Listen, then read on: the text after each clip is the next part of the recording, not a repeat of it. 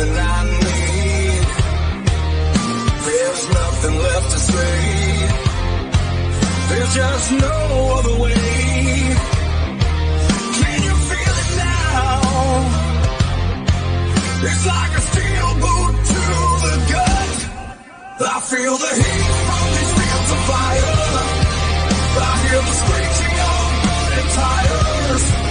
I don't care how long it takes. I ain't never gonna break. I got a 5.56 that'll leave you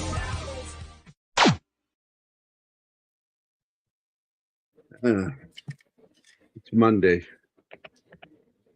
Do you know where your week went? Yeah, I know. But the worst thing about being a new week is that it's not Schwarzenegger week anymore.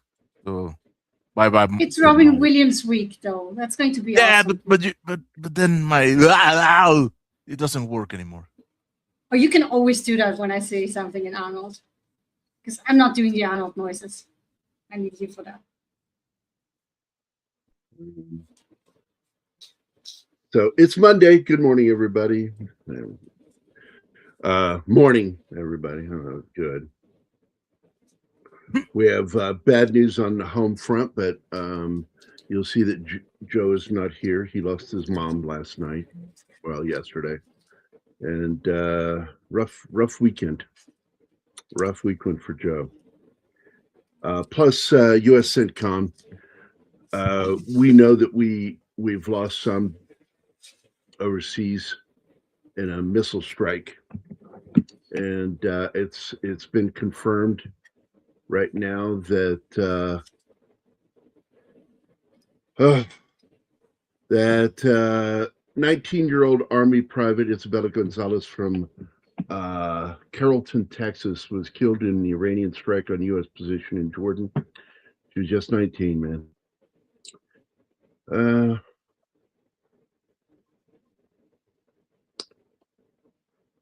Send your prayers to her family. This is sad.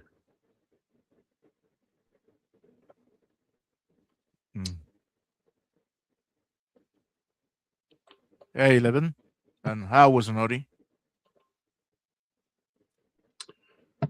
Morning, guys.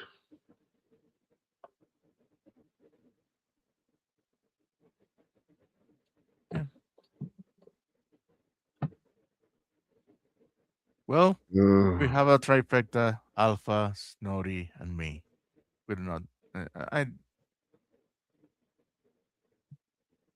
Not a bad movie, but it didn't click with me. I don't know. Why. I'm passing on your condolences now, guys. Well, if you know the true story. Thanks to Gary, now I know, and then the movie I like it less. Because of it. It's still funny. It is still funny. Humor is a very subjective matter.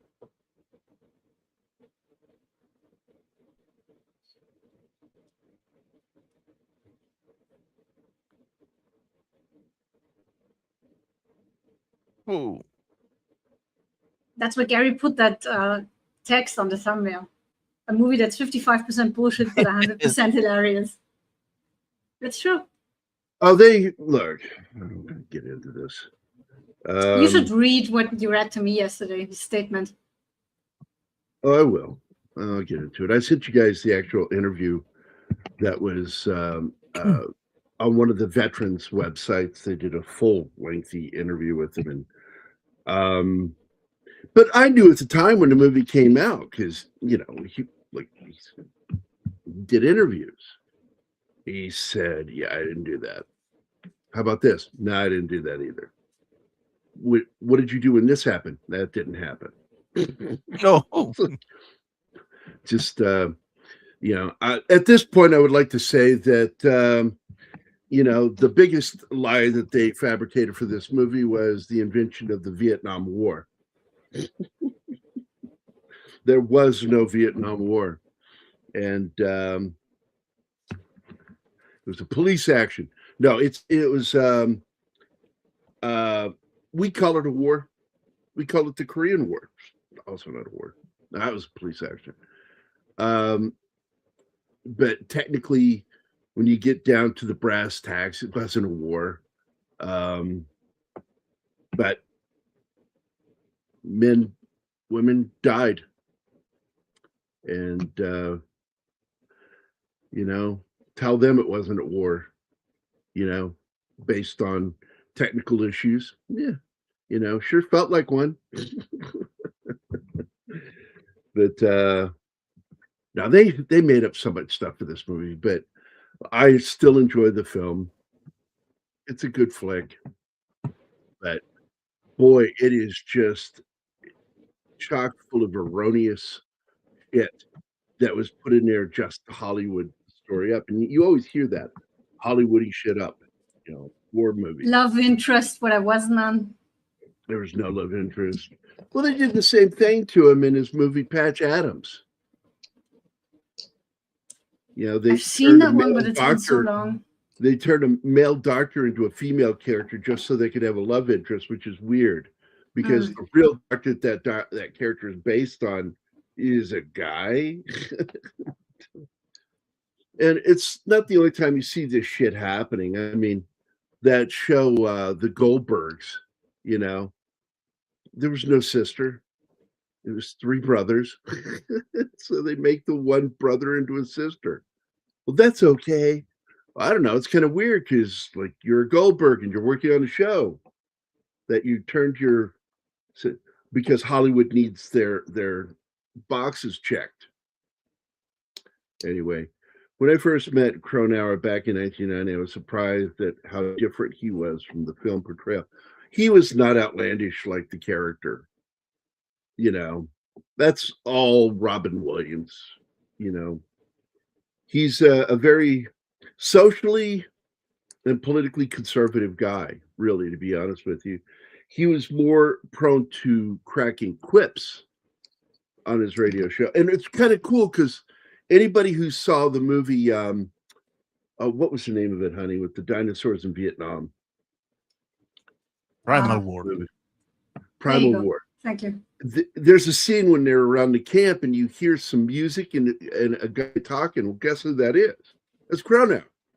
They actually had a recording of one of his broadcasts and used it in the film. And I'm like, that's fucking cool.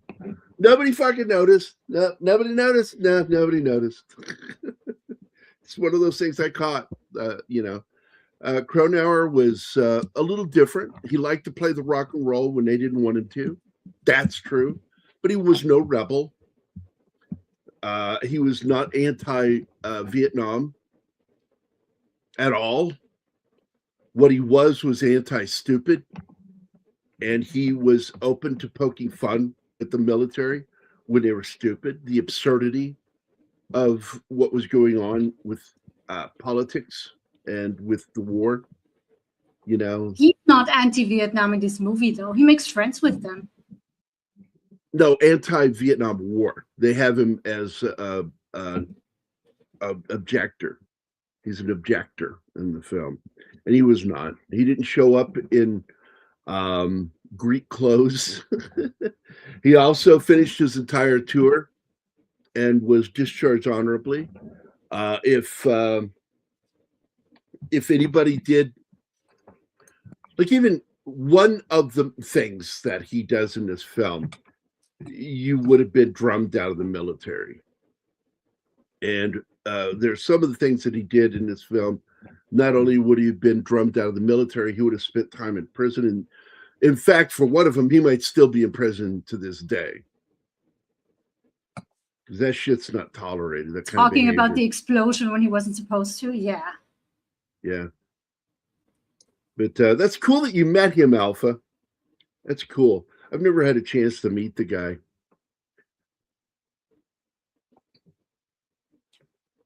Only Congress. No, that's it.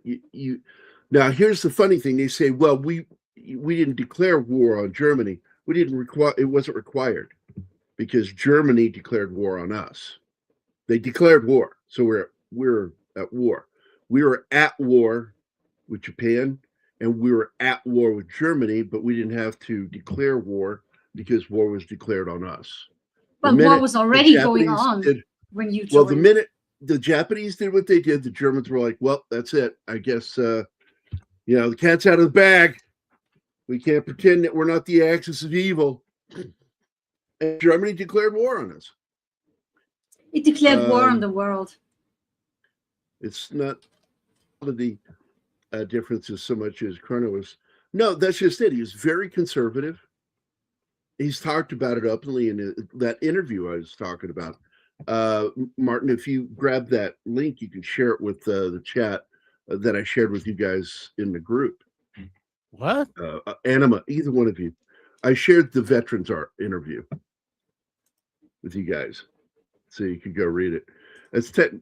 That's technically, in reality, Congress is filled with traitors and should be given. Oh, look, the Vietnam conflict is the best example of treason by our own Congress, because we kicked the shit out of the North Vietnamese. Nixon unlocked, what is it called in a video game when you unlock something? He unlocked a special power, which was, let's bomb the shit out of Hanoi.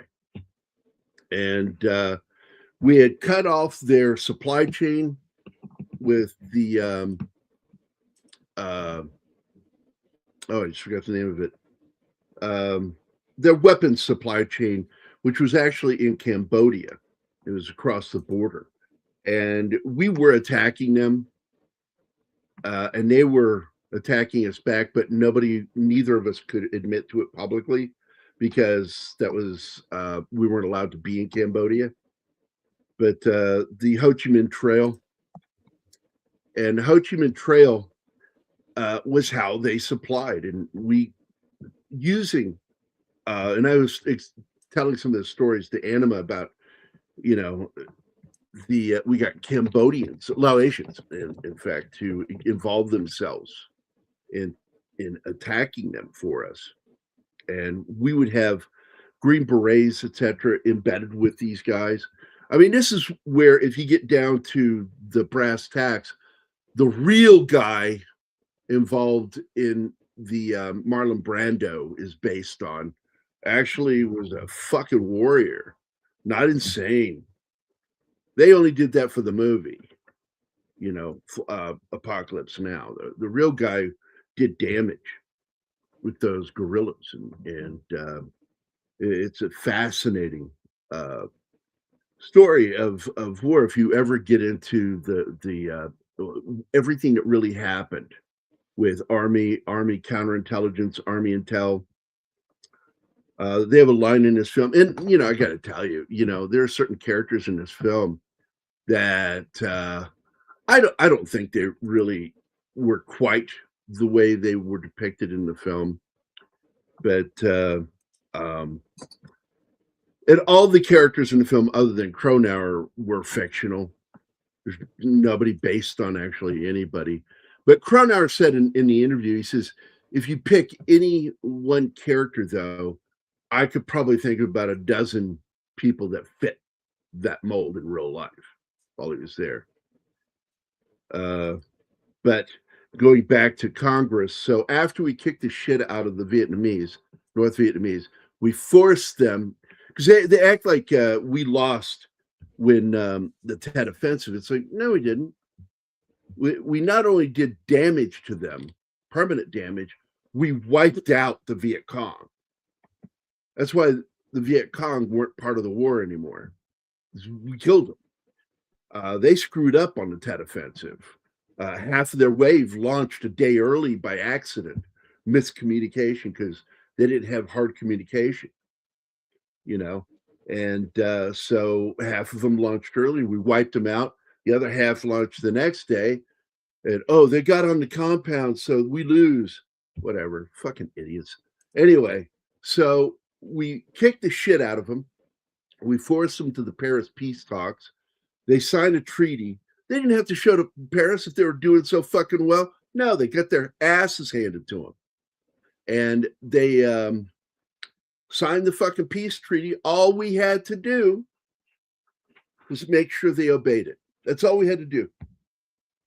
and Congress defunded the war. That's what happened. So we had to leave and left all those fucking people to be murdered, taken prisoner. Anybody who was helping the U.S. whose life was in danger. We know that the Khmer Rouge killed 2 million inhabitants who had or was believed to have aided the United States in the war. So, yeah. Well done, U.S. Congress. Only we can declare war. For context, I met him while we were working in Capitol Hill to build support for Desert Shield. God, I remember Desert Shield. It started out as Desert Shield and overnight became Desert Storm. I remember we were all just sort of waiting, like, that's it. It's World War III. And then it was over. They like calling those operations Storm. They did so in Yugoslavia too. Operacja Oluja, which means Operation Storm. Well, it was called Desert Storm for a reason. And I mean, it's not just because it sounds cool. I gotta be honest, it's not the coolest sounding war. But it went from Desert Shield, where we were protecting Kuwait, and to a full-on assault. And it went fast. We did it like a fan. Went into Kuwait and pushed them out. And then when they hit the road, we lit them up. And it was a bloody fucking affair. 72 Easter offensive, the Arvin, with U.S. air support, defeated the Pavian invasion. The Arvin had become a capable army. Well, and it's so funny because if you read so many books, if you hear anything about the Arvin, it's always negative. But the fact is my brother served with them. He said, they're quite capable fighters. They really were. He says, not all of them were fucking cowards or traitors. They make it sound like they were. But that's the media for you. I mean, Walter Cronkite credited for his report that pretty much demoralized the U.S. in its war effort for support for the war when he gave his Tet Offensive report. And he wasn't even there for the fucking combat. It was over. And they added all the sound effects. Dale Dye was there. And that was reported to me by him. When he was reporting, he stood there and watched him do his report. They weren't even fighting anymore. All the sound effects were added in post before it went live on the air. It's fucking crazy. The media's just fucking awful. Whoa. We have a map in the audience. Oh, I see. We also have the Bush. Yeah, I was. I would say today's chat is as 70s as it gets because it's got Bush. And then of course we have Mephisto. Hey, brother. Good morning. Snorty did too. Give me a second. I need to run these 3 salutations.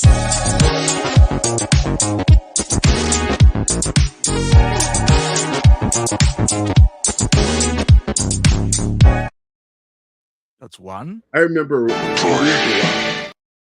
That's 2. And the last one. Man, is there anything more common in these times than a rural Jew? Yeah, baby. So, as I was saying, Janine Garofalo completely destroyed her career on Fox and Friends one morning. I just happened to catch it. I liked watching all of the morning shows. And I'd flip back and forth, and I caught that she was going to be on. I was like, oh, hey, she's going to be on there. And she started like talking about military Vietnam shit. And I'm like, has she ever opened an actual book? Like, what the fuck is she talking about? That was a crazy interview with that bitch. So you were born in the 70s. Oh, man. Early in the conflict, the Arvin was relatively ineffective because, like the French army in which it was modeled, senior field grade officers tended to be too political. Well, it's a thing, you know, you look at the Germans, the Ethelmermans, how they were confounded by U.S. forces. They really were. They could not understand how, if you take out the immediate leadership of Americans, they just kept going. And, you know, Germans used to be that way. And it was during World War II that a certain supreme leader, his name was, let's just say, Andy Higler. And No, Andy, it wasn't just him. It wasn't just him, Gary. That's just the German mentality. They're all about rules and orders. Yep. Hold on. No. I'm actually talking about something that occurred. The Germans were actually trained up to a certain point to be able to do like the Americans did. But Andy didn't like that because he became more and more paranoid as the war progressed. And commands started to go down that Germans were no longer allowed to take initiative. That any German that was caught taking initiative potentially could be shot. And I'm sure Alpha knows what I'm talking about. I just watched another history documentary on this, and it just blows the mind.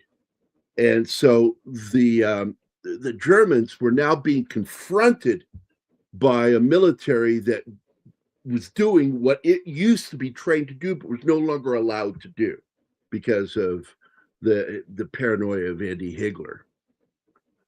So we're going to use that name. I like that name, Andy Higler. Sounds like Well, the Germans have also hey, tonight on Saturday Night Live, Andy Higler. the Canadians shook them pretty bad because they were brutal. The Germans were terrified of the Canadian army. And then in the east, you had the Russians. So yeah, they were already 3 years into the war and pretty shaken up. And then you guys come rolling in. So of course they were terrified. Yeah. Well, one of the biggest mistakes that Andy did was declaring war on us. Like, yeah, all he had to do was not do that, and it would have slowed our entry into the war. Slowed it even more. You would disagree on what? Which part? But yeah, look, first we were originally supposed to just be advisors, training the South Vietnamese. Again, by the way, two of the main cast here were not that old, are dead. Now you've got, Yeah, that sucks. oh my God. Just what a great cast in this film. But anyway, training U.S. advisors and the crucible of war turned the Arvin around. Absolutely. I still don't know what you're talking about here, buddy.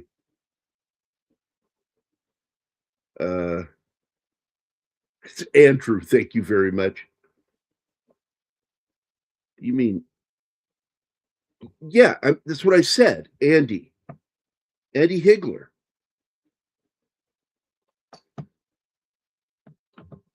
He was Germany's, supreme leader for a while. Yeah. Supposedly voted in. I doubt that.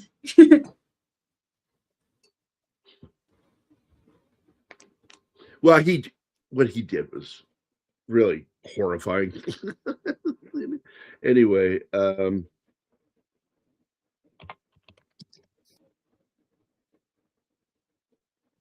me go ahead and get my notes out here. So, Good Morning Vietnam is widely considered by its real-life subject Adrian Cronauer to be only 45% accurate, which means 55% bullshit. While the film captures the core setting of the Armed Forces radio and the iconic Good Morning Vietnam sign-on, it heavily fictionalizes Cronauer's personality and his actual wartime experiences and his personality, too.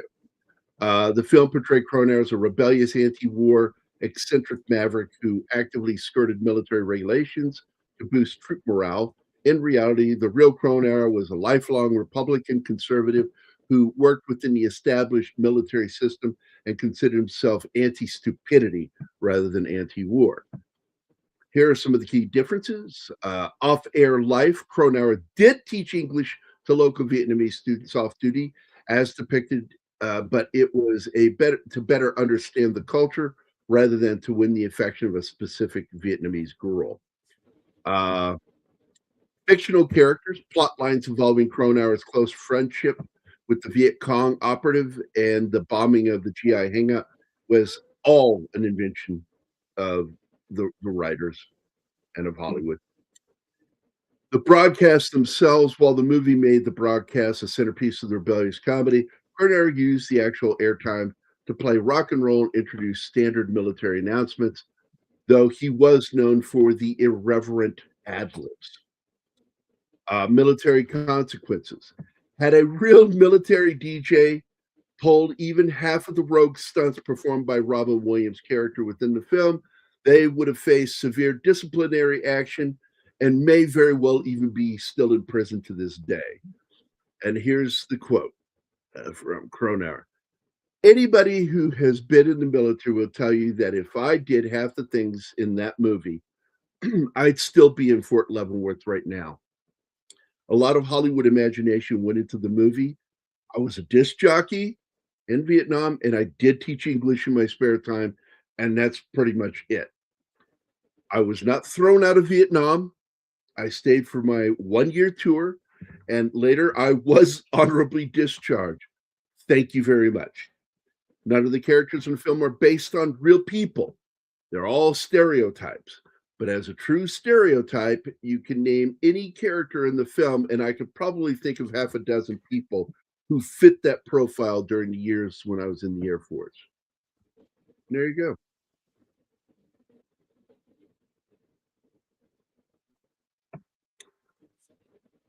I mean, that doesn't come out of nowhere, like the sergeant who keeps whining that nobody salutes to him. He's a shitheel that got promoted to get out of the way. That's a lieutenant. The sergeant, the major sergeant is... he's just a lieutenant. Anyway, he's been promoted and nobody respects him. And I think that's, yeah, of course he will find people like that.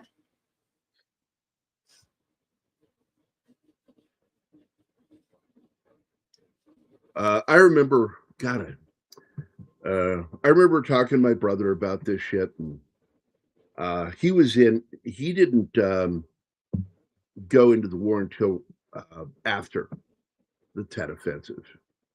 And he said things were really bad when he got there. His first day there, the E Club got fragged.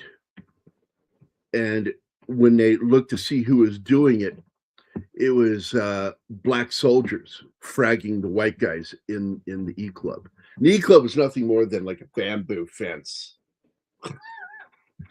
It didn't have a cover. They were just lobbing them over a wall. He says race relations were crap when he was there. And he was there as a Marine, not Army.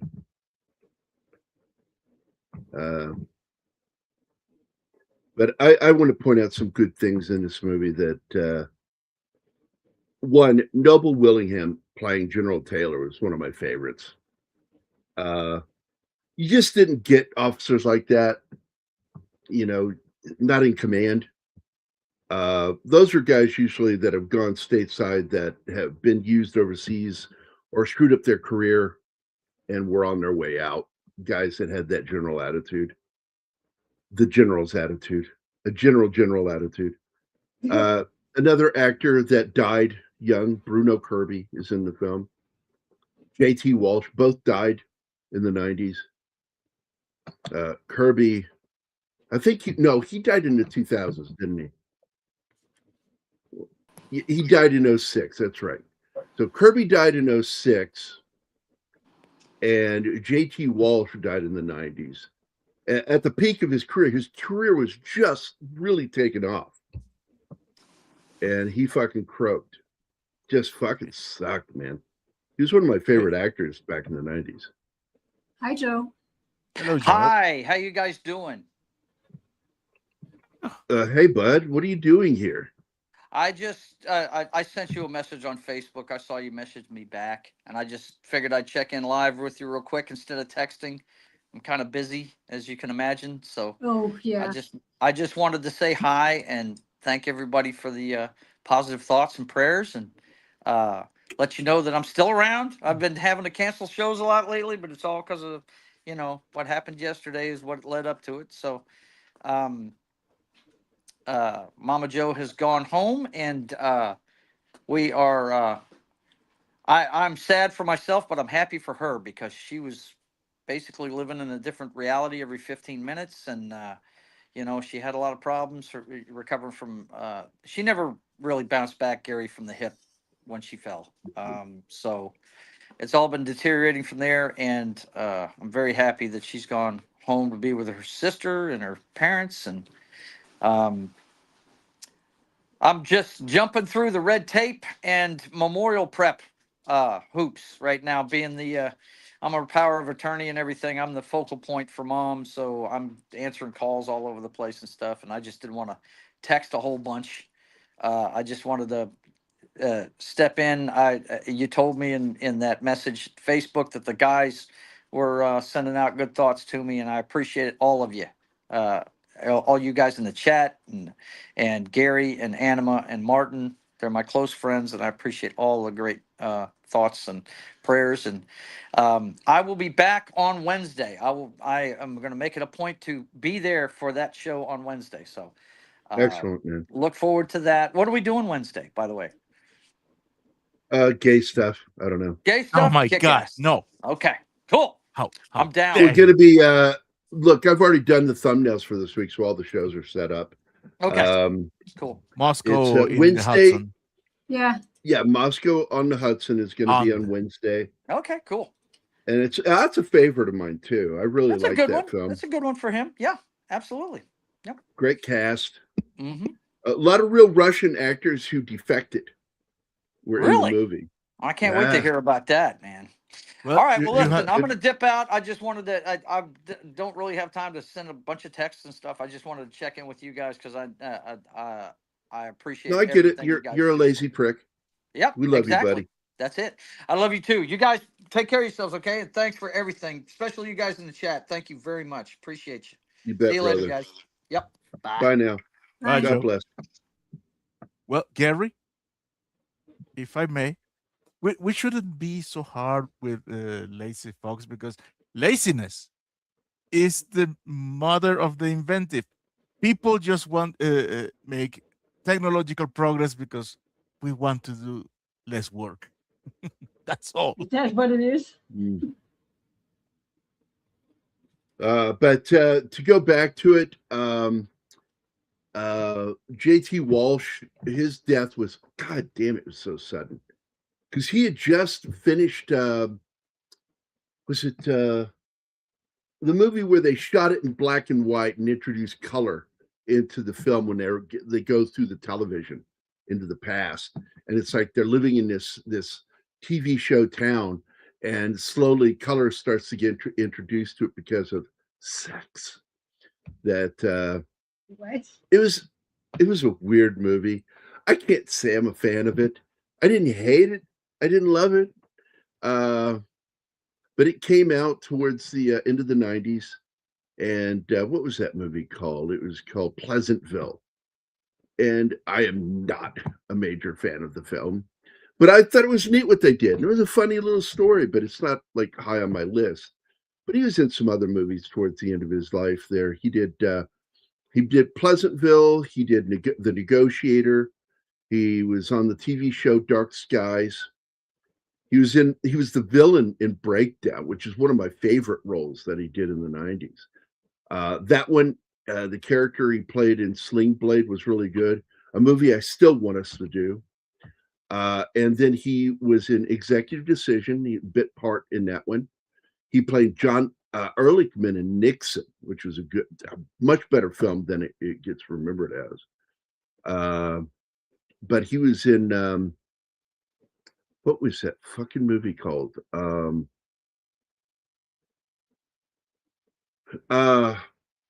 Jack Nicholson got the Oscar for it.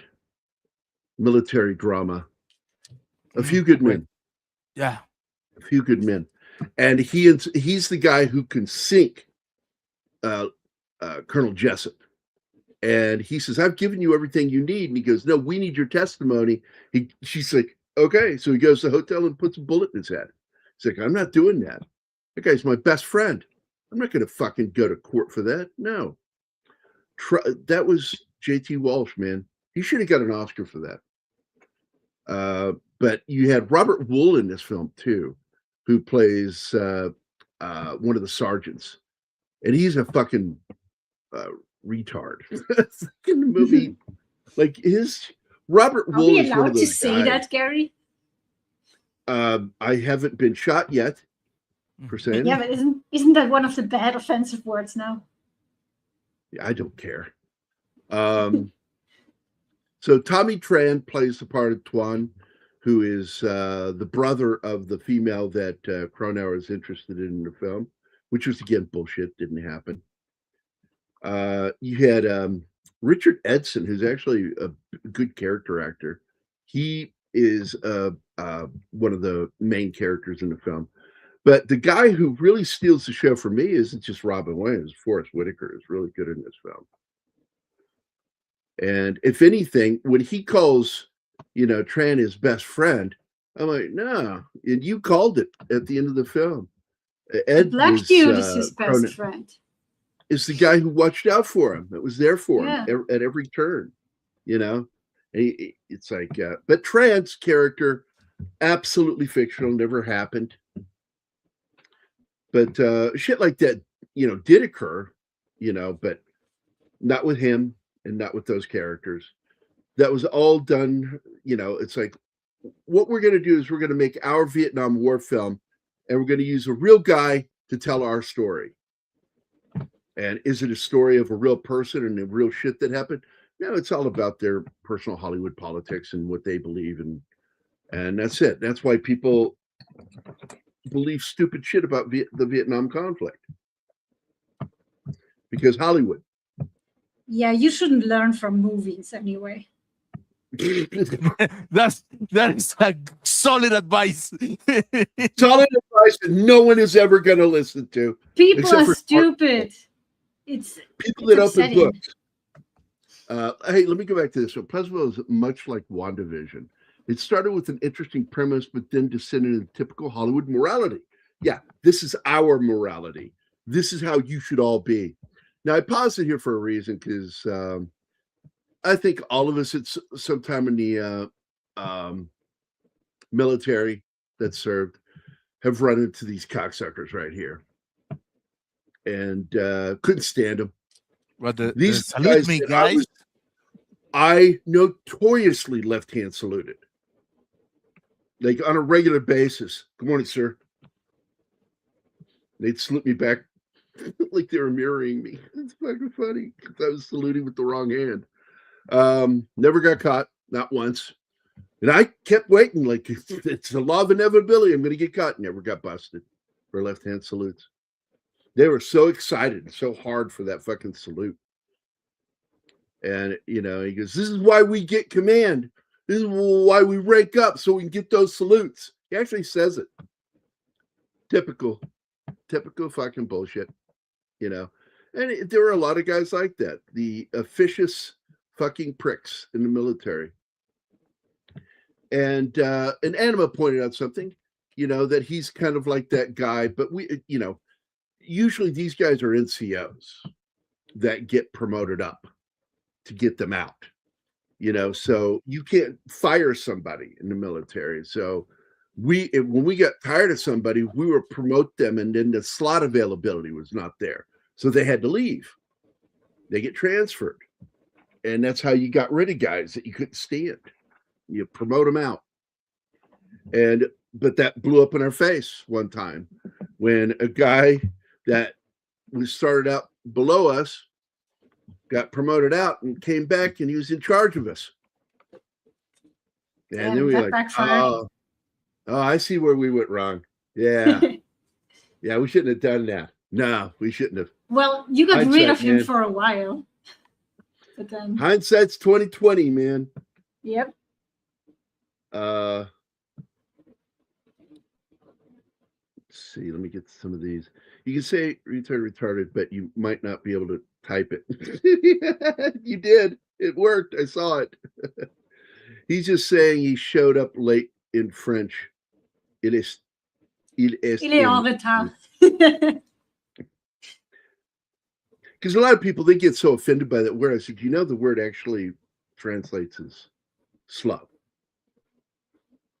It's like when you say mentally handicapped, that's actually harsher than what retarded means. Just means you're slow.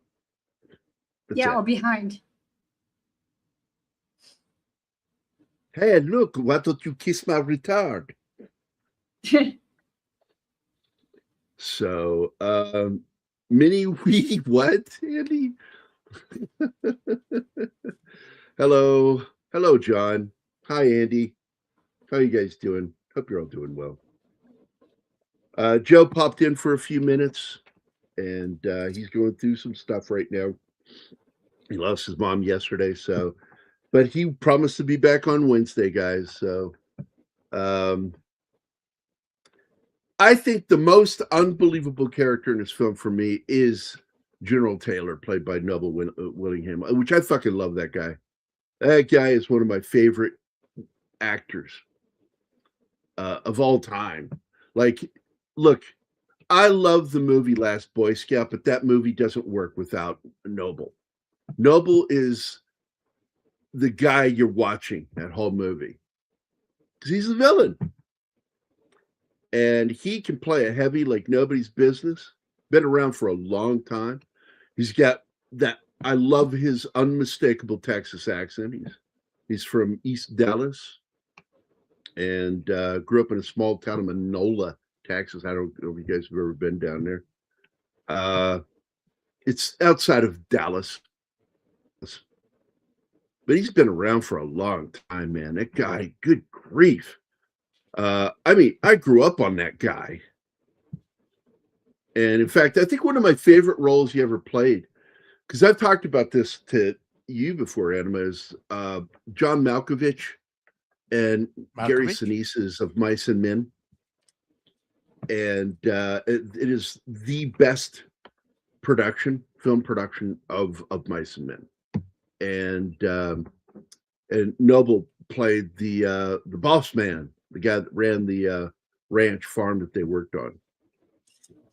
Really good film. And I just fucking love Noble. He's also the bad guy in another great film, Blind Fury with Rutger Hauer. Noble's fucking been around, dude. I think the first time I ever saw him when I was a kid was in, I think the movie was Paper Moon with Ryan O'Neal and his daughter Tatum.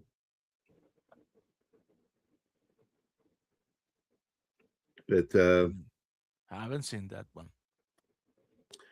Yeah, almost all of the dialogue in this was improvised. The baseball scene, the dialogue between him and the one dude, improvised. Like they didn't know what he was going to say. They would throw him into a situation, just see what the old Vietnamese guy says, and it would just be fucking funny. Yeah, Danny it looked Aiello, like they just plugged any old Vietnamese guy who was able to speak English for that scene, and he had no idea what's going on. he's a great character. He's funny. He goes, all right, you've been stabbed and all these things have been done to you. What are you going to do now? I guess die? He didn't know what to say. But you also have Dawn and Dan Stanton. This is the movie where they got their big break. And they did this movie. And this is what people just know him for, is the two films. They know him for this movie. They're the identical twins that play the Censors, Censor 1 and Censor 2. And then, of course, playing the same character in Terminator 2, because one's the real human security officer, and then the other one is the T-1000. Was that right? T-1000, right? Yeah. T-1000, replicating him, and they used, to their success twins in that movie to pull off some of their shots, including Linda Hamilton, whose sister Leslie is her identical twin.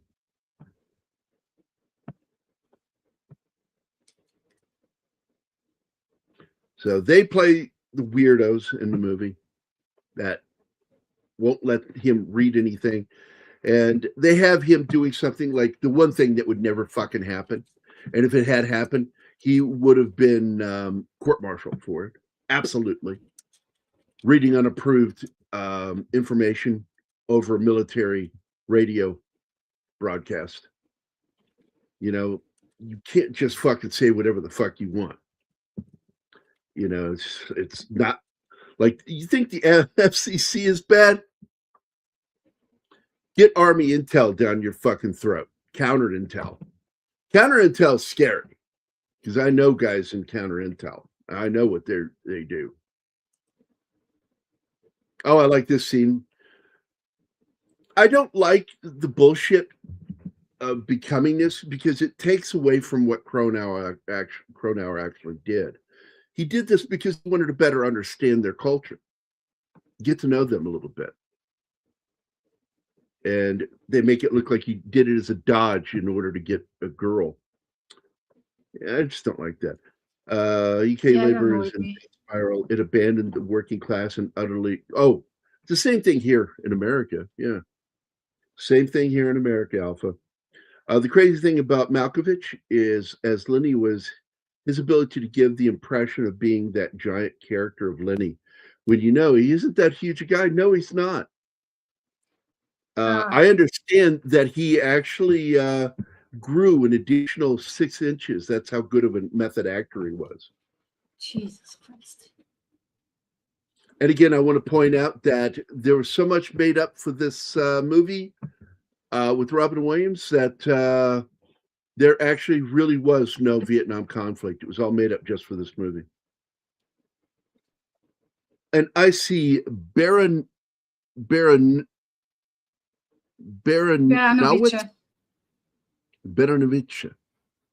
I think. Baronovich. Greetings. Been a while. I was because I know the name and the avatar, but this panel is closed. He's the one who always asks if this is an open panel, Gary. That's how you know him. Yeah, we never do open panel because we've had bad experiences with it and we just don't do it. What we do is we do the interview process where we have you come and hang out with us, you know, off air and see how things go. And then we'll have you on. Because there's nothing worse, and I'm serious, there's nothing worse than trying to, you know, do a show and then like you're about 15 minutes into it or halfway through it and you realize, oh, this guy's not eccentric, he's insane. He's not faking it. That's not a joke. He's not playing a character. That's him. He's crazy. He wants to stab people. Yeah, we have to be careful, buddy. We have to be careful. Russell Zisky was a much better teacher of English as a foreign language in a military film. Okay, I know who that is. Does anybody else know without having looked that up? Dude, no. No. Come on. No. Come on. Without looking it up. No. No? Really? Gonna give up that easy? That's Harold Ramis's character in Stripes. Because remember, the do run, the do run. He's teaching English to immigrants who are they want to take the test to become Americans. So Russell Zisky is Harold Ramis's character in Stripes.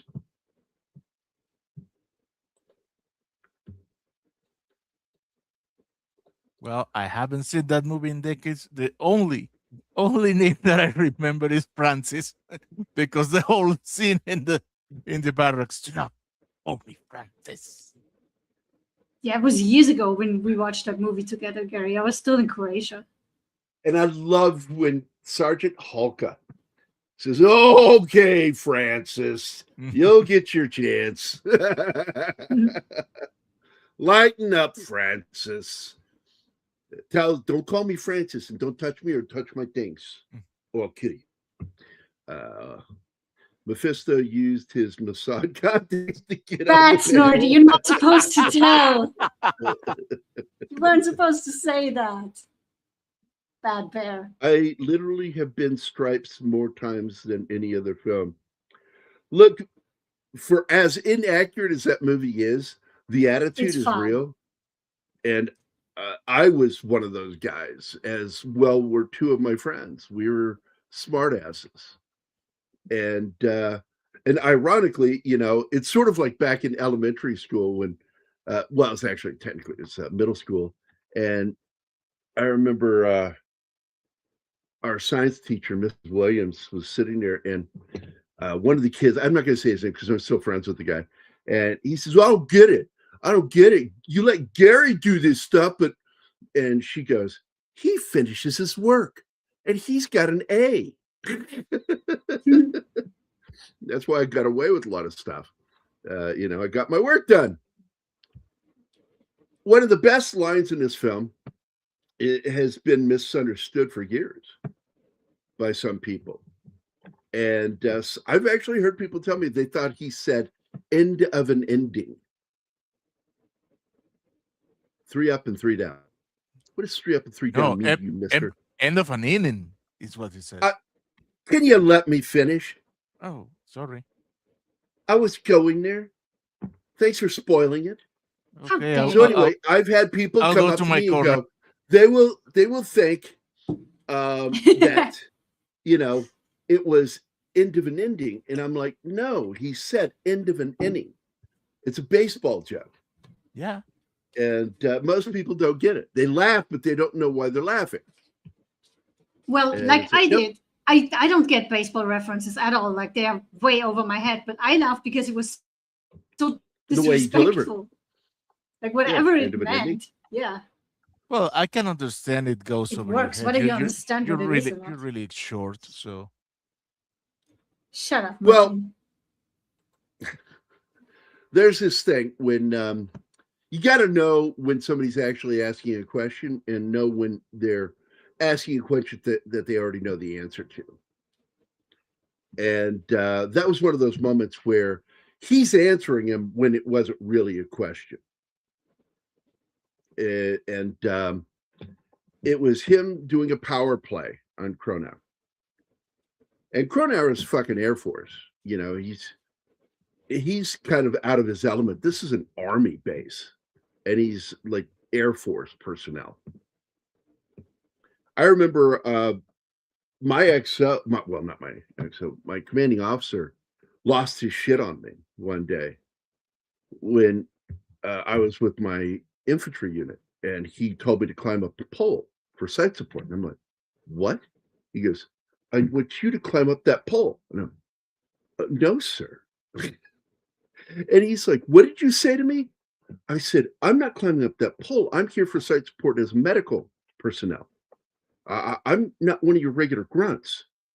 And he's like, "What did you?" And he's like, just like, "You're questioning me?" And I'm like going, "I'm not questioning you. I'm flat out telling you, no, you can't tell me to go do that." And finally I told him, I said, "I am answerable only to the most senior medical officer or NCO. Like, I don't answer to you. I can tell you what to do." And he didn't like that. And he says, "I'll be back." And he never came back. You should have told him to climb up that thing. No, that would have been insubordination if I'd done that. I just told him, "No, sir, I'm not doing it." I lost my shit once. Luckily, I found it where I left it. I have a joke. Alpha, I have a joke like that too. I once gave a shit, but I can't find it anymore. I don't know where I put it. To be fair, most people don't understand the reference to Master Sergeant Stripes in the first place. It's true. But Robin says it so quickly, end of an inning, so quickly that I've had people tell me they thought he said end of an ending. And I'm like, no, that would make no sense. Well, I guess in some weird way, kind of, but it's not really a statement and it's not a real response. Next time that happens, you tell them, "Hey, my friend who doesn't speak English very well, he understood that." Yeah, it's a baseball joke. Who's your buddy? Who's your pal? I am. That's right. Yeah, Stripes is fucking great. And Alpha knows that when I was in basic, we're doing the obstacle course. And as we're running through the obstacle course, we had this one drill sergeant that we had to go over the log. It was raised up log. You had to climb, roll over it. And he's sitting on the end of it, straddling it with his ankles locked underneath. So he's just not moving. He's in place. And his drill sergeant eye is down the line, not paying attention to who's going by him. He's looking down the line, watching people. Okay. And he's doing that. And then I rolled up on that log and I stopped in his peripheral vision and I stared at him. And it only took a beat for him to realize, because you can see peripherally, you can see somebody stopped and he turns and he looks at me and I screamed as loud as I could, "This is nothing like Stripes." And then I continued on down the lane. I heard him chuckling behind me, like, what the fuck did he just say to me?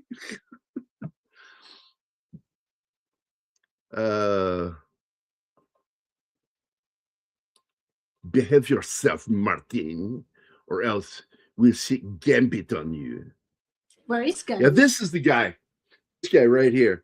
Like, I think he was just like a guy that just happened to be there and then made comic gold. Like the entire fucking scene at the baseball game they're playing with gourds was on the spot, really happened.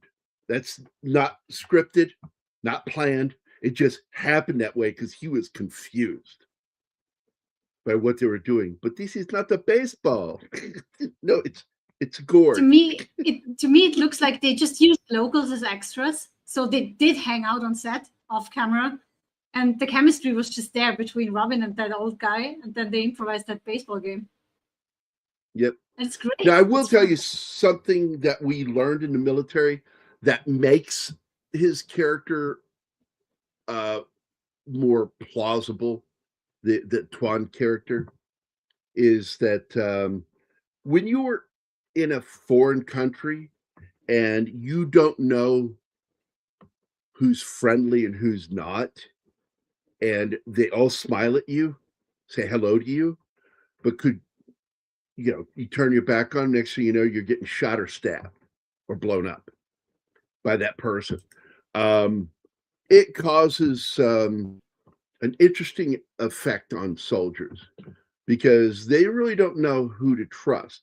It's through long-term relationships, like with your interpreters, your Terps in your unit, like in Afghanistan and in Iraq. These were guys that they trained with and went out on missions outside the wire together, and a trust is eventually built between them. But the first thing that was told to us, don't trust anybody that's Middle Eastern. Turn your back on them. Keep your eye on them at all times. Because it was part of their, especially over there in the Middle East, because it's part of their belief system that it is not a sin to lie to you because you're an infidel. So they can lie to you all day long and they're not committing a sin. And so, yay. We did March Cadence. Do-Wah Diddy. We never did that. We never did that. The only thing I did is I made up a fucked up cadence one day, which got even the drill sergeants laughing. And it was because we had a guy in the company, my buddy. I should get out the photo to show you. He is a little tiny Texas boy, and he wanted to be an airborne plumber. So I took the Airborne Ranger song and turned it into cadence into the airborne plumber, and it was funny. It got done one time, and then I was told that I'm no longer allowed to do cadence because I can't be trusted. Mark. So that's really cool. You pulled that off. I like one person on that one, buddy. Only one. So, hey, Penny is here. I didn't see that. That slipped by me. So this is back when Forrest was really just coming up, man. Forrest Whitaker, and this was a huge role for him getting this part. And this is also something that got started thanks to this movie.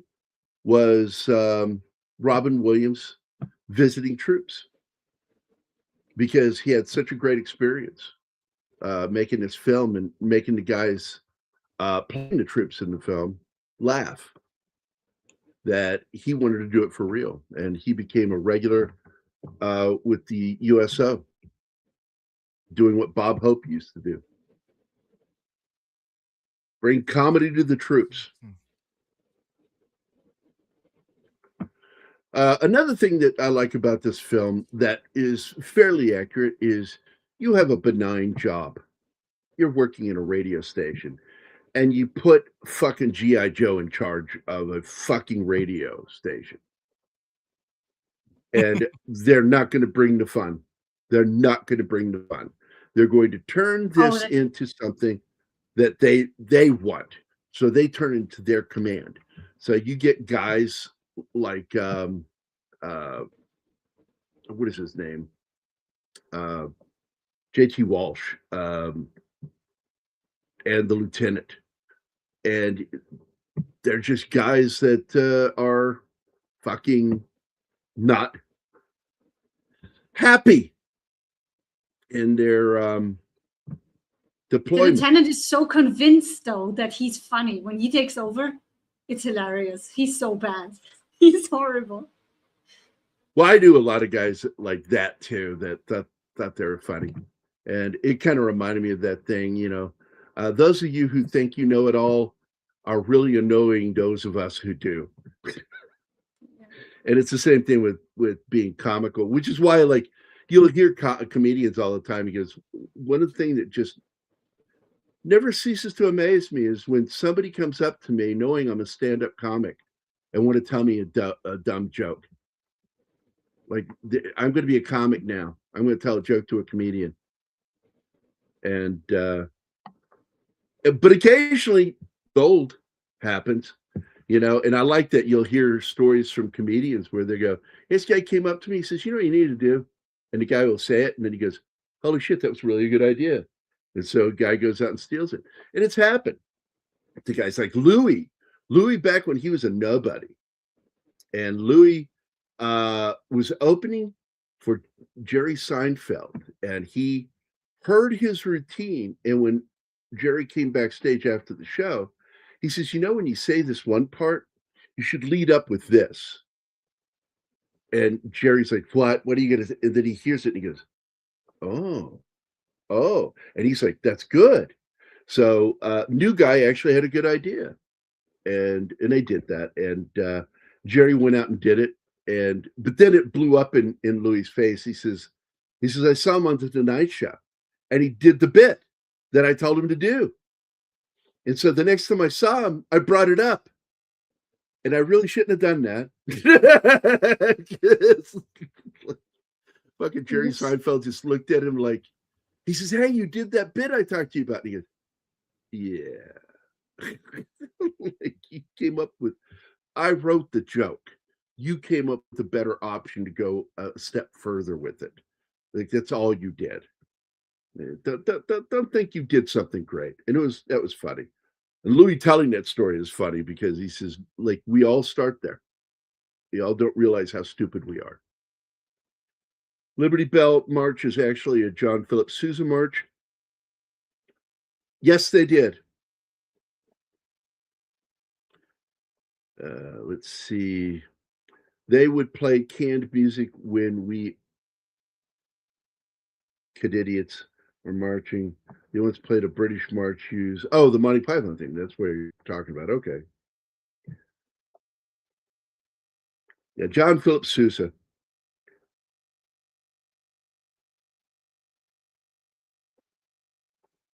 Well, one thing I learned, like in the military, it's really hard to yell at somebody that just made you laugh. I learned it with my dad. That he could not catch me. And bullies too. Bullies couldn't catch you if they're fucking laughing. You can't run worth a shit when you got them laughing.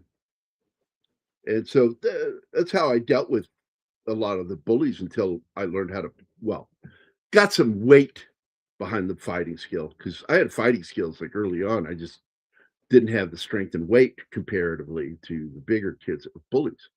And that happened later. And the early morning rain is an absolute favorite cadence of mine as well. We had this guy named Truesdell, and I've talked about him before. He had a fucking voice, man. And we loved it. Like, if we were going to go out to do some PT, we would ask him to step out and or ask the sergeant to put him in charge of cadence, and he'd do the cadence for us. Man, oh man, that guy could sing. And Early Morning Rain was my absolute favorite when we were stationed down in Texas. Now, by the way, see the helmets they're wearing? Those aren't actually helmets. Those are helmet liners. Why It's always something weird to me. You'll see it. Like, you'll see guys do that. I And know it's we've seen weird. it in many movies now. I just don't understand. Why would you just wear the liner?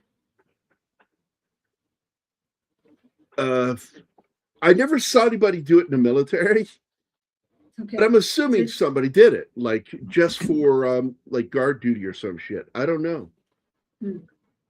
Alpha, you know anything about that? Like, why do you see in movies they'll show guys wearing just their helmet liner doing it, on duty, and not wear it's the helmet liner to the M1 because helmet? maybe this, general audience are not gonna know the difference.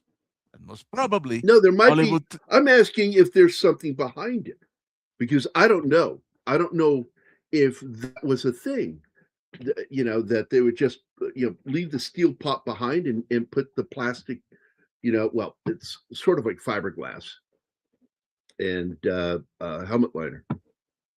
Man, that Maybe they guy's are got a easy. crap load. Now, I'm going to tell you something. This guy, this motherfucker should be getting respect with what's on his chest. One, he's infantry, hence the blue ribbon and the blue award, the Rifleman Award for infantry. He should be getting a lot more respect than he gets in this. And but it comes down to at the end when Willingham just transfers. And why didn't he transfer him before? Why wait to the end of the movie to do it? Well, that would have just solved everything. That's how we got rid of assholes. And this is promote 'em the Hollywood, fuck so out. it looks way more exciting that he tries to kill him by sending him there. And that, of course, is bullshit. That is an absolute fucking lie. Of That course. never happened. He never went on that trip. I find that hard to believe. Hollywood would never mess with the historical aspect of a story. Right. Well, I've seen, like, in the movie Full Metal Jacket, and I get this, that they're not wearing the M1 helmet. They're wearing the M1 helmet liner when they're on fire guard. I get that. It's painted chrome. I get that. And I've seen the chrome fucking liners, because there's a scene with Audie Murphy wearing one to Hell and Back. But because I know, like, look, military movies, when they were doing that film, oh my God, it was the Korean War film. And all the actors were picking their weapons. And one of the main actors picked the Tommy gun. He's like, yeah, I want that Thompson. He took the Thompson and he shot for like 3 days. And he says, I don't want the Thompson anymore. He's just humping it in the movie. And he realized what a pain in the ass Thompson is. That's a heavy fucking weapon, my friend. That's a man's weapon. Yeah, Bruno Kirby is such a good fucking actor, man. And really, it did break my heart when he died. He died of leukemia. And just what a great actor. And I'm trying to remember, was he in was he in the Nicolas Cage film Birdie that we did a couple years back? Yeah, we did. Was it? Yeah, he was one of the he was a medic in the institution, the hospital, and he was a conscientious objector. And it seems like that was him. Let me go. I'm going to have to go look. I have to go look because I don't want to. Yep, that was him. He played Rinaldi, the medic on the ward in Birdie. And man, that guy is just a great fucking actor. The CSM is also Silver Star recipient, based on that rack. Yes. Plus, if I recall, he also had a V for Valor on the other one. I'm going to have to go. I'm going to get a snapshot of his rack, and I'll post about it later on Twitter and maybe on Facebook too.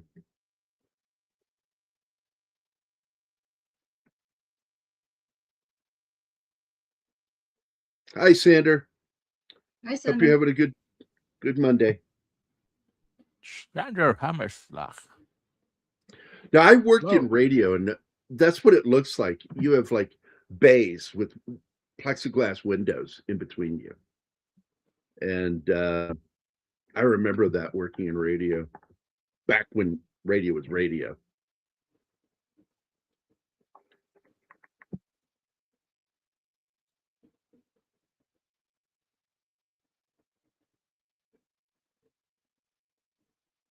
Yeah. Let me go look his character up real quick.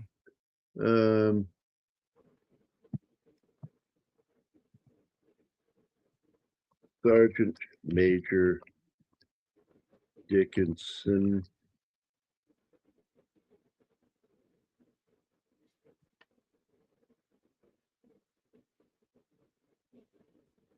I always laughed about us because Marines like to make fun of us because well, all those ribbons, man.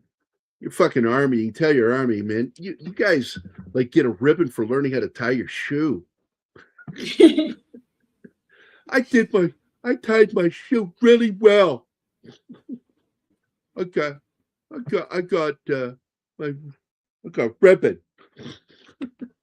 Marines, you got to go fucking through some shit to get one fucking ribbon in the Marine Corps.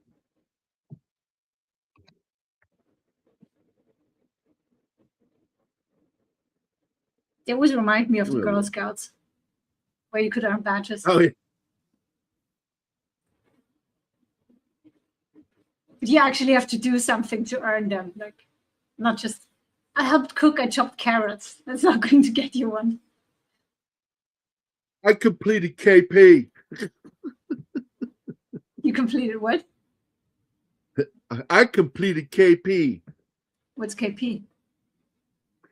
Kitchen police. Oh. That's where you usually get in trouble and you have to go work in the kitchen. Doing some shitty job. Mm. There are many shitty jobs in a kitchen. I know from experience. I'm going to look this up real quickly. Good morning, Vietnam. Sergeant Major Dickinson, ribbon rack. Multiple continuity errors. His medals are out of order. and which is common. And the ribbon wreck incorrectly suggests he was awarded the Purple Heart twice, while noticeably missing several standard Vietnam War campaign ribbons.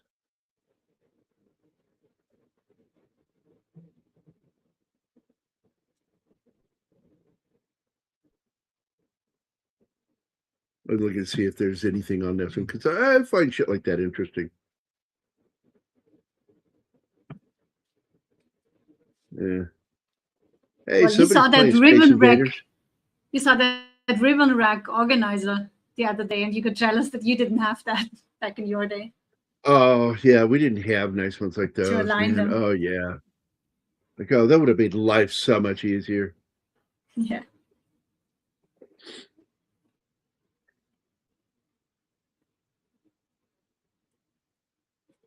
And I think that goes back to what Martine said earlier. Laziness leads to great things sometimes. To technological Laziness innovation. is- Yep, insight into how to put the least amount of effort into something and get it accomplished. That's not I laziness, once that's saw clever. a ribbon. They keep calling laziness when I did it. Yeah, I know. Same. Yeah. And Lieutenant, what's that ribbon for? Well, that's for not getting fragged in Vietnam by my own men.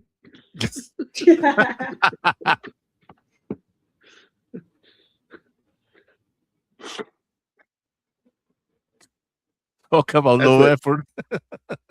Because that's what Snorty's comment here made me think of, is that as a comment, like, I got that for not getting fragged by my own men. Good job. There he is, man. Noble is a fucking good actor right here. They got some really good actors to play these parts.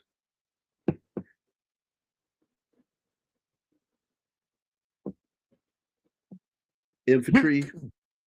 Oddly, he doesn't have the rope, which is odd. He's infantry.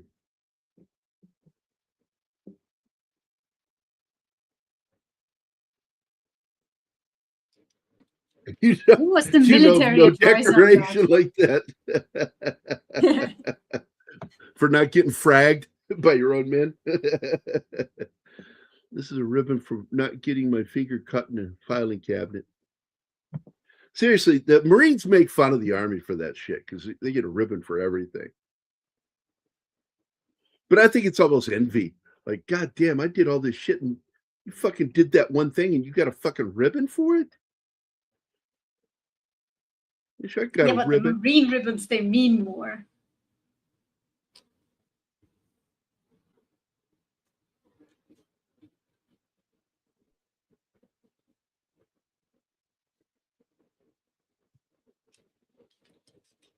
Oh no, like when it comes down to like my thoughts on this film is I went to see it in the theater. I enjoyed it. But then I went and did my due diligent research and was very sorely disappointed how much shit they made up in this film. I lived to collate, sir. That's a nice one. At least now the world saw why we Dutch hate Argentina. And the Army makes fun of the Air Force for having racks like a North Korean general.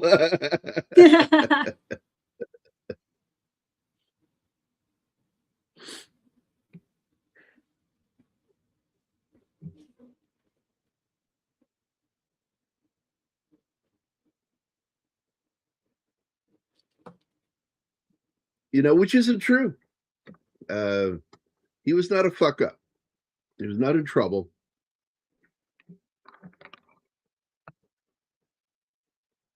Hollywood just needs drama. And you pointed this out, like, for him to not recognize that Edward is his best friend, that he has stuck his neck out for him time and again, and he looks at Tom Tran as the character as his best friend, is really hurtful, man. It is. It shows a lack of insight for the character of Cronauer in the film.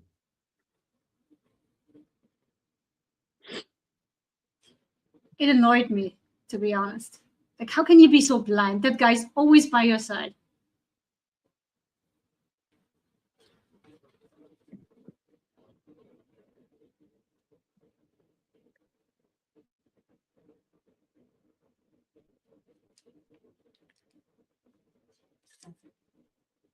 Oh, because somebody No, brought not up Pat- Not Pat Boone. Not Pat Boone. Sander, you're The going guy to that like owns the guy. Are you talking about in the movie? Because it's not Pat Boone that the character's in love with. The character's in love with Walter Brennan. Yeah, now dig, nibbit. The guy that talks like that in movies. He's like keeps asking for photos of a naked Walter Brennan from the troops. Like, what are you asking for?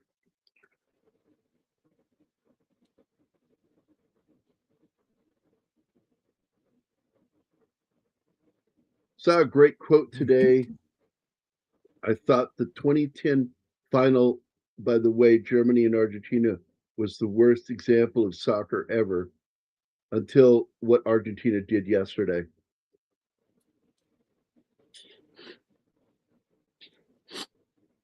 I haven't seen them play, but from comments of people, they didn't. They played dirty.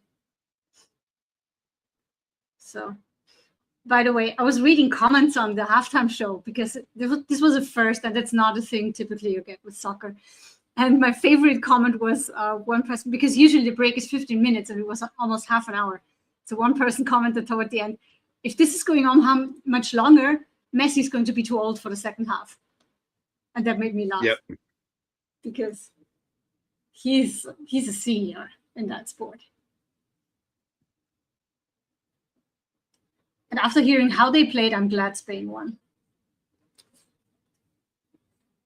Yeah, it's like because I got awarded that too. And I'm like, I'm not putting that on. I'm not putting it on.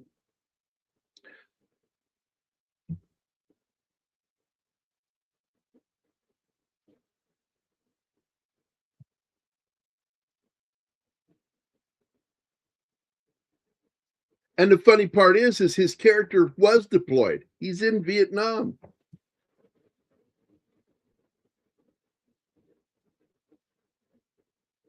They basically started a fist fight after the game because they were salty for losing horrible sportsmanship. That's No, it was not the only thing. Why? What else?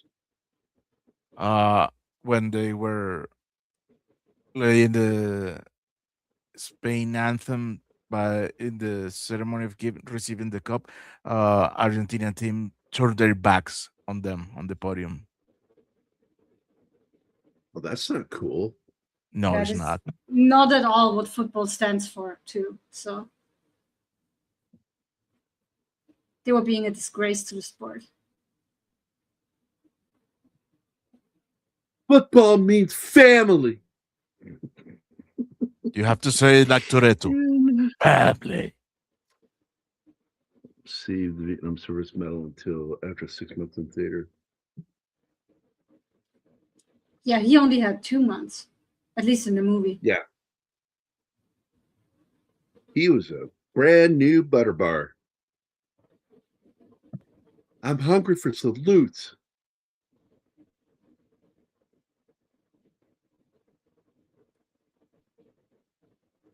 That constant bitching and whining about people not saluting. What a dick. You said his character. His character is constantly bitching about it. It's why I got this right. It's what it's all about. Getting this right to get the salutes.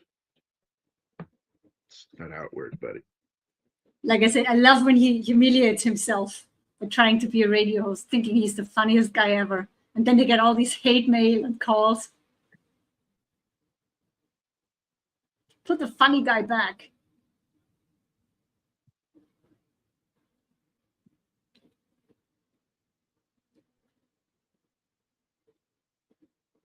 There's one question over on Quora that I found interesting. Is that in Good Morning Vietnam, shouldn't Sergeant Major Dickerson have arranged for a dishonorable discharge for Adrian Cronauer because Cronauer was insubordinate all the time? It's like, yeah, which just shows you how full of shit it is because he didn't in real life. It just didn't happen. None of that happened.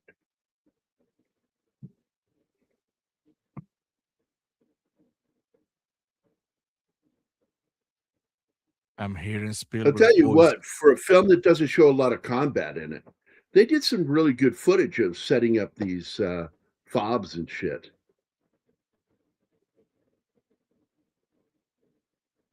You And I'm mean going to the assume that FOB? they would probably set them up and it would be one location, but they would shoot them from different angles so it would always look like a different location, is what I'm assuming they did to save money. Yeah.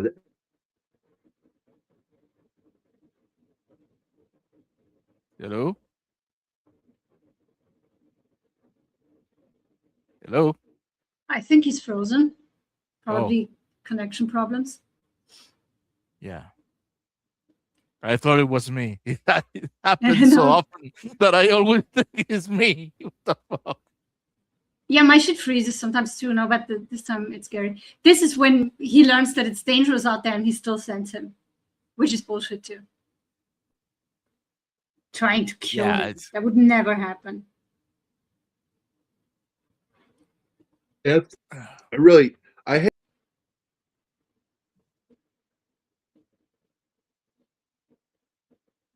It. All right. I had to reconnect. Did you reconnect? Yeah.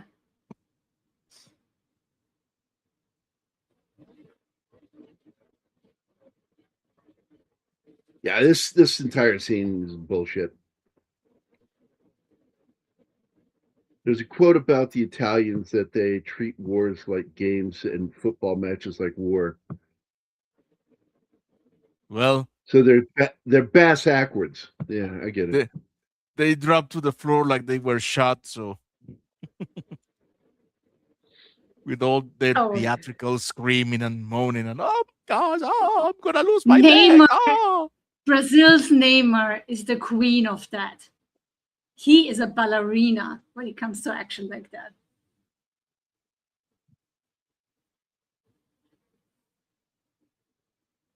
Yeah, but the Italians were the ones that started with that shit.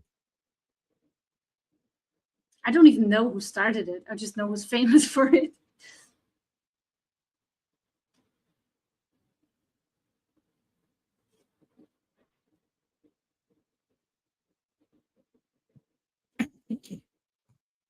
Now, when it comes to some of the behavior with Cronauer, the only time that he did something that would be punishable with being kicked out of the military, possibly even prison time, was when he talks about the bombing on the radio after being told not to.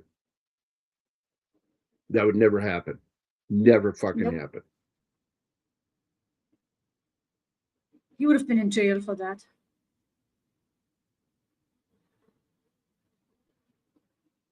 Oh yeah, they would have thrown him in the brig and then court-martialed him. I like how they put it in the interview. If I've done that, I still would be on Leavenworth today. Yep.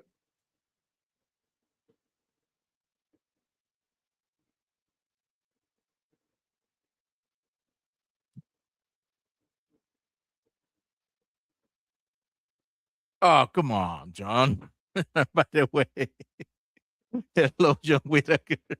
Hi, John.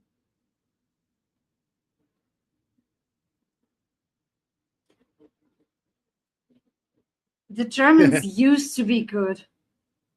They're not that good anymore. Yeah, this just makes me think of Norm Macdonald talking about, you guys keep talking about North Korea and Iran and Iraq. You know who I'm watching? Germany. I don't know if you guys know this, But back at the turn of the 19th century, they started a war. You know who they chose to fight? The world. And then a few years later, they started another war. And do you know who they picked as their enemy? Again, the world. They almost won. That's who I'm watching. Germany. Unlike the Germans, they're good. Yeah.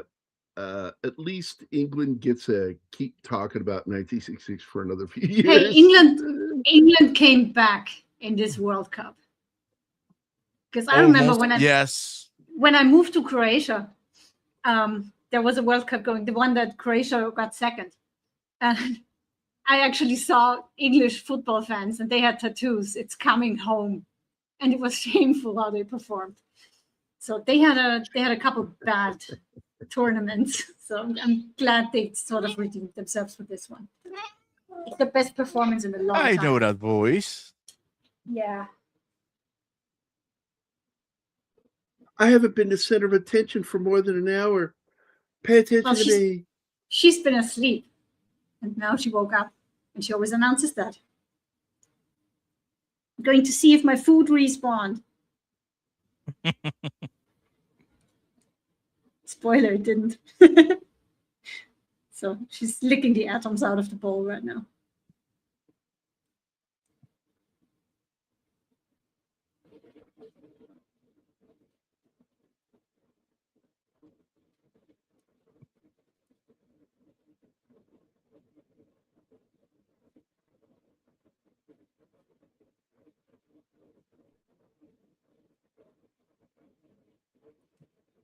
I don't know. I have a favorite scene in that movie, by the way. It's when they want him back in the station as a DJ and he refuses. And then he's out there in the truck and there's this truckload full of soldiers being sent out. And they beg him to do at least the single, the coming in things, Good Morning Vietnam. And he's doing that. And then he ends up doing a radio show with them. And it's heartwarming. They make it sound like you can actually choose not to show up for work in the army or military. Yeah. It's like, man, I'm having a rough day today. I'm going to call in. Said no one ever. But these guys are being sent into combat and he sends them off with awesome comedy. I really like that. At least, well, the real Cronauer, not so awesome. A lot of guys didn't even like Cronauer that listened to the radio. At least Germany participated and qualified. And by the way, one of my favorite old fuck-ups that happened during a live telecast was when an English announcer said, today on the World Cocksucker match. Oh. That's bad. Yeah. I had an album of bloopers, and that was one of them. I laughed my ass off going, what's that? What's a cocksucker, Dad? Shh. You don't need to know what that is yet. I don't get it. Yet. Like I had a bloopers album that had some foul language on it, and I didn't know what some of the shit was. I was that young when I got it.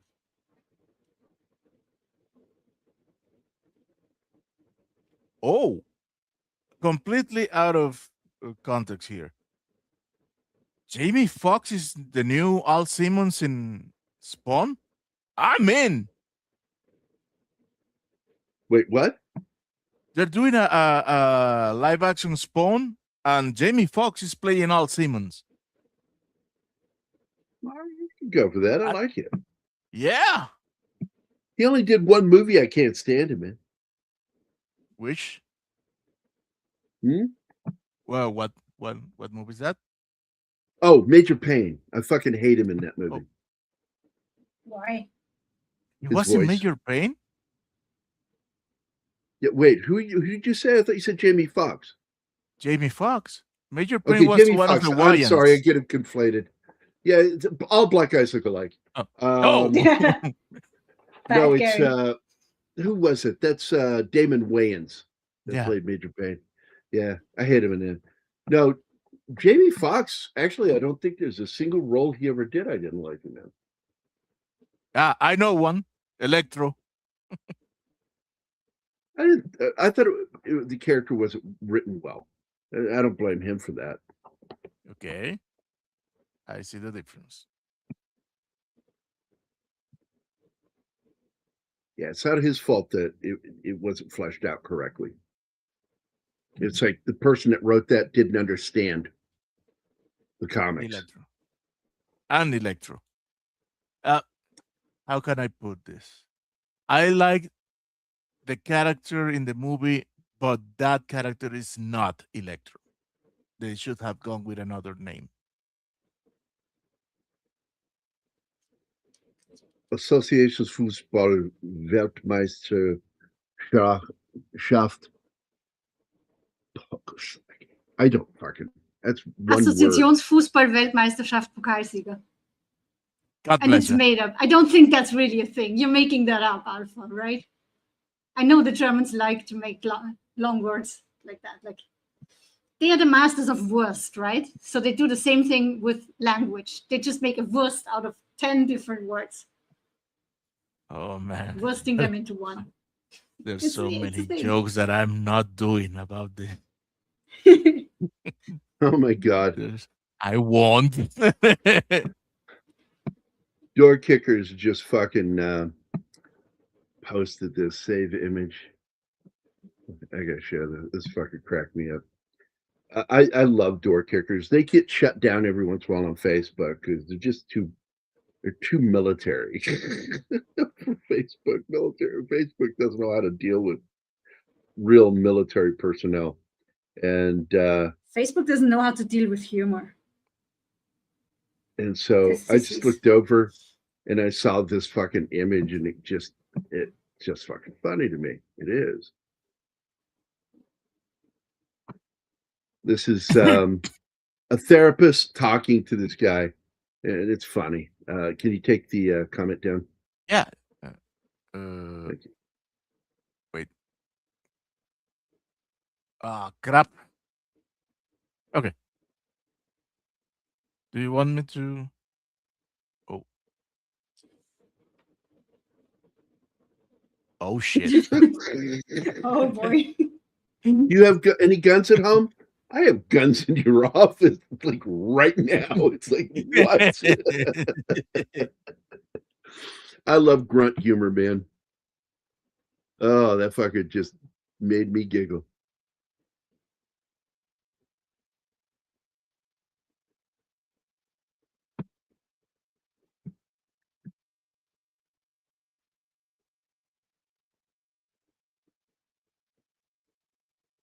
See, and that really is kind of hurtful that he says that this guy's his fucking best friend.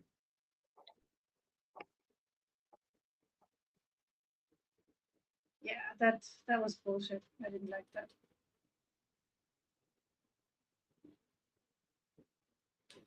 Like he's the one going with him into dangerous territory.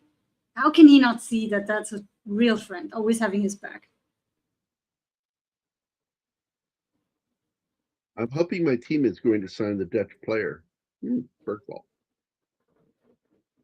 Ah, bonjour, Christian. Bonjour, Bonjour. mon ami.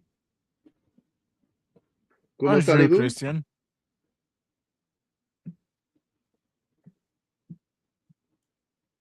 There we go. This entire conversation was for fucking real. You don't think it is, but it is, because that guy was really confused by what they were doing. And it was so fucking funny. And all the reactions that Robin is having are for real. As a general rule, French use prepositional phrases. German uses compound words. English use apposition nouns, modifying nouns, as well as compounds and prepositional phrases.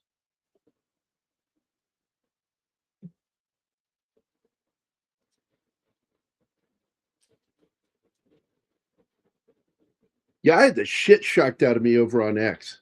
Like a bunch of people came at me yesterday because I said, I grew up in a poor part of Virginia. I went to a public school right after desegregation.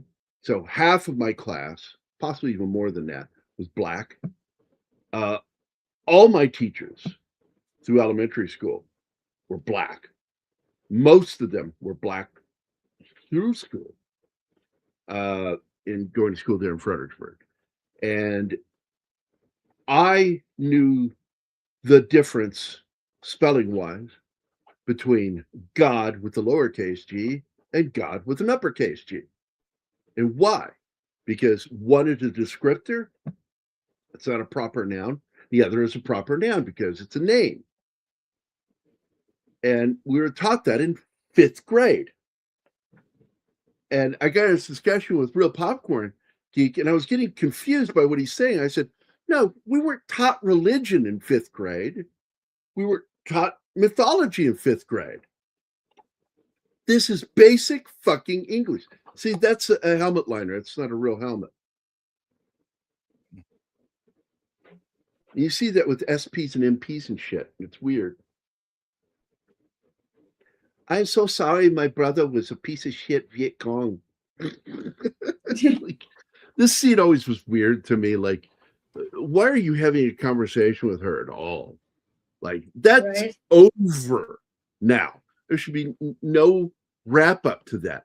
You fucked up as a character. Your character fucked up. So I just thought it was like a pointless gesture having that in there.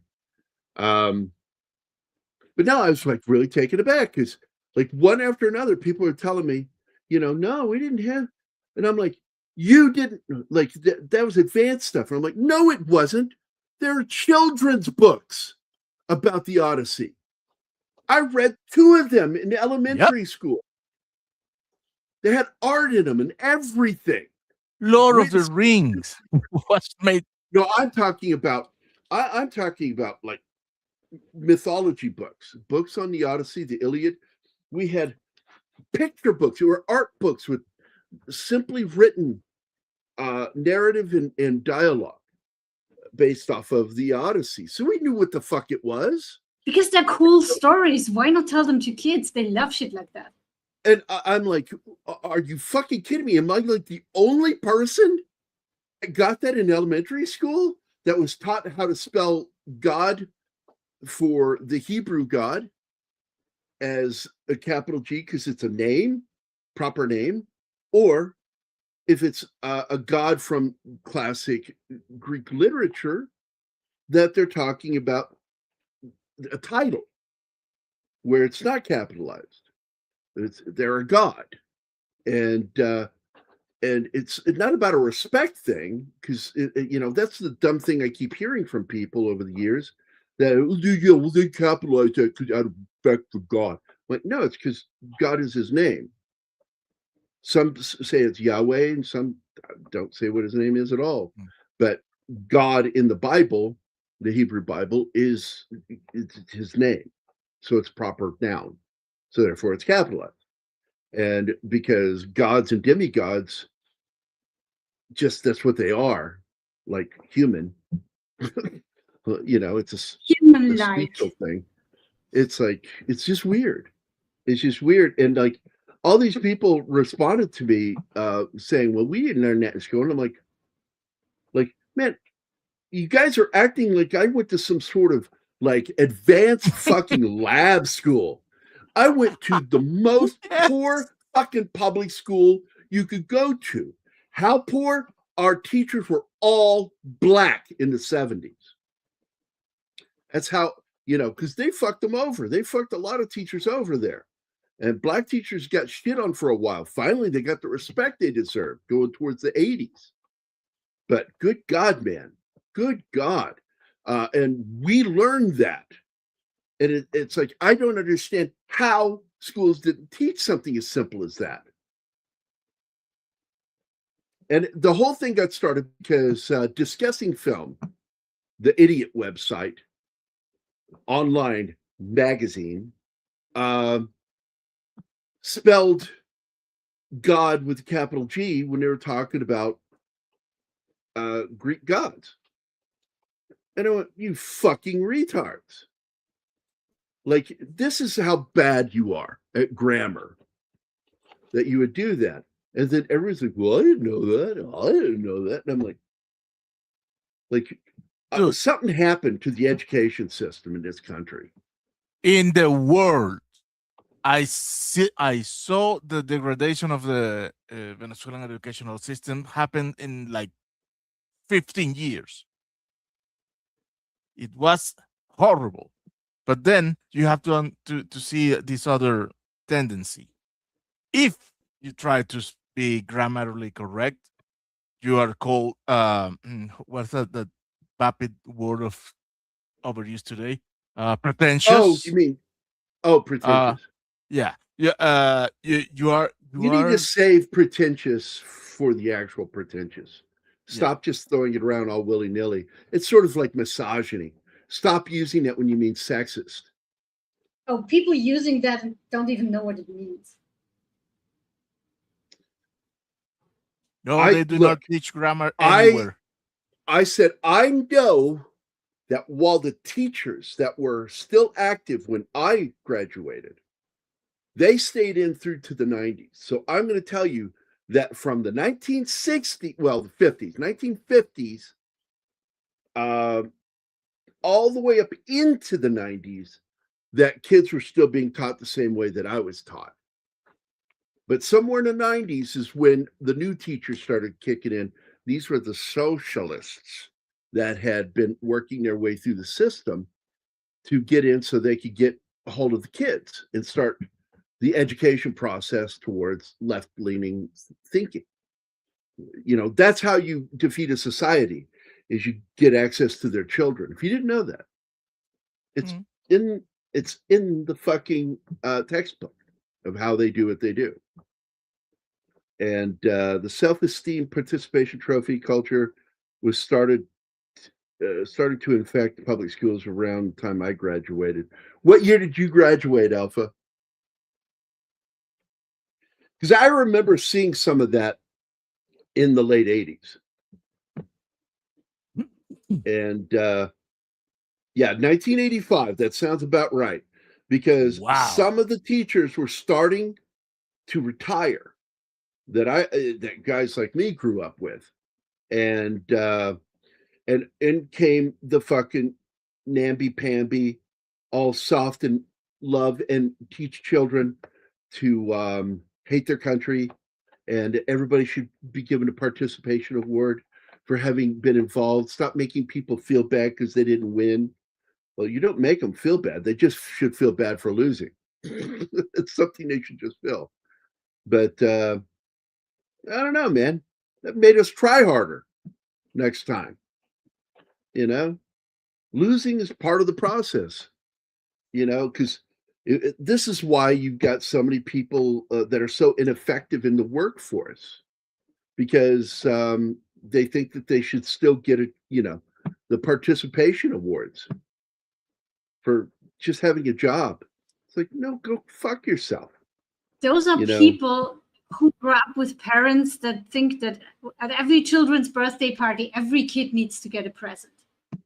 I get so annoyed with that shit. Oh, yeah, I never liked that either. It is so stupid. What are you telling people?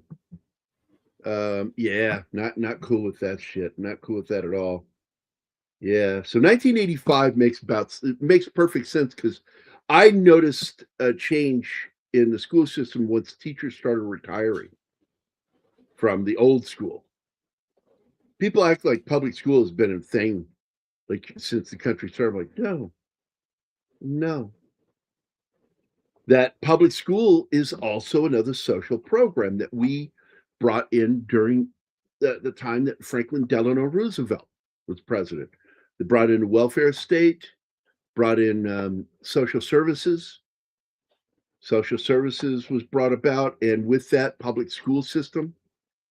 And and there was like some good ideas behind the public school system, but you had people not implementing those rules and sticking to the rules. If the child's self-esteem was treated as the highest goal, even if they taught things like grammar, they shied away from correcting students' mistakes. Yeah. And,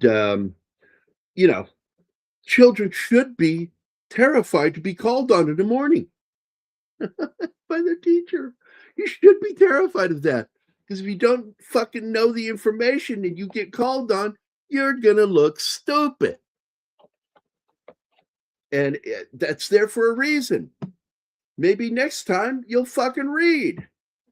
I went to Jesuit prep school, so I was straight up English, math, reading, science, philosophy, theology. Graduated in 91. There was no woke yet at all. Didn't even have psych or psychology classes, or sociology classes. What I noticed pushing against having classes like government and history is when I got concerned. Like, that's how they'll do it too. Rewrite history. They've tried to rewrite history during our lifetime.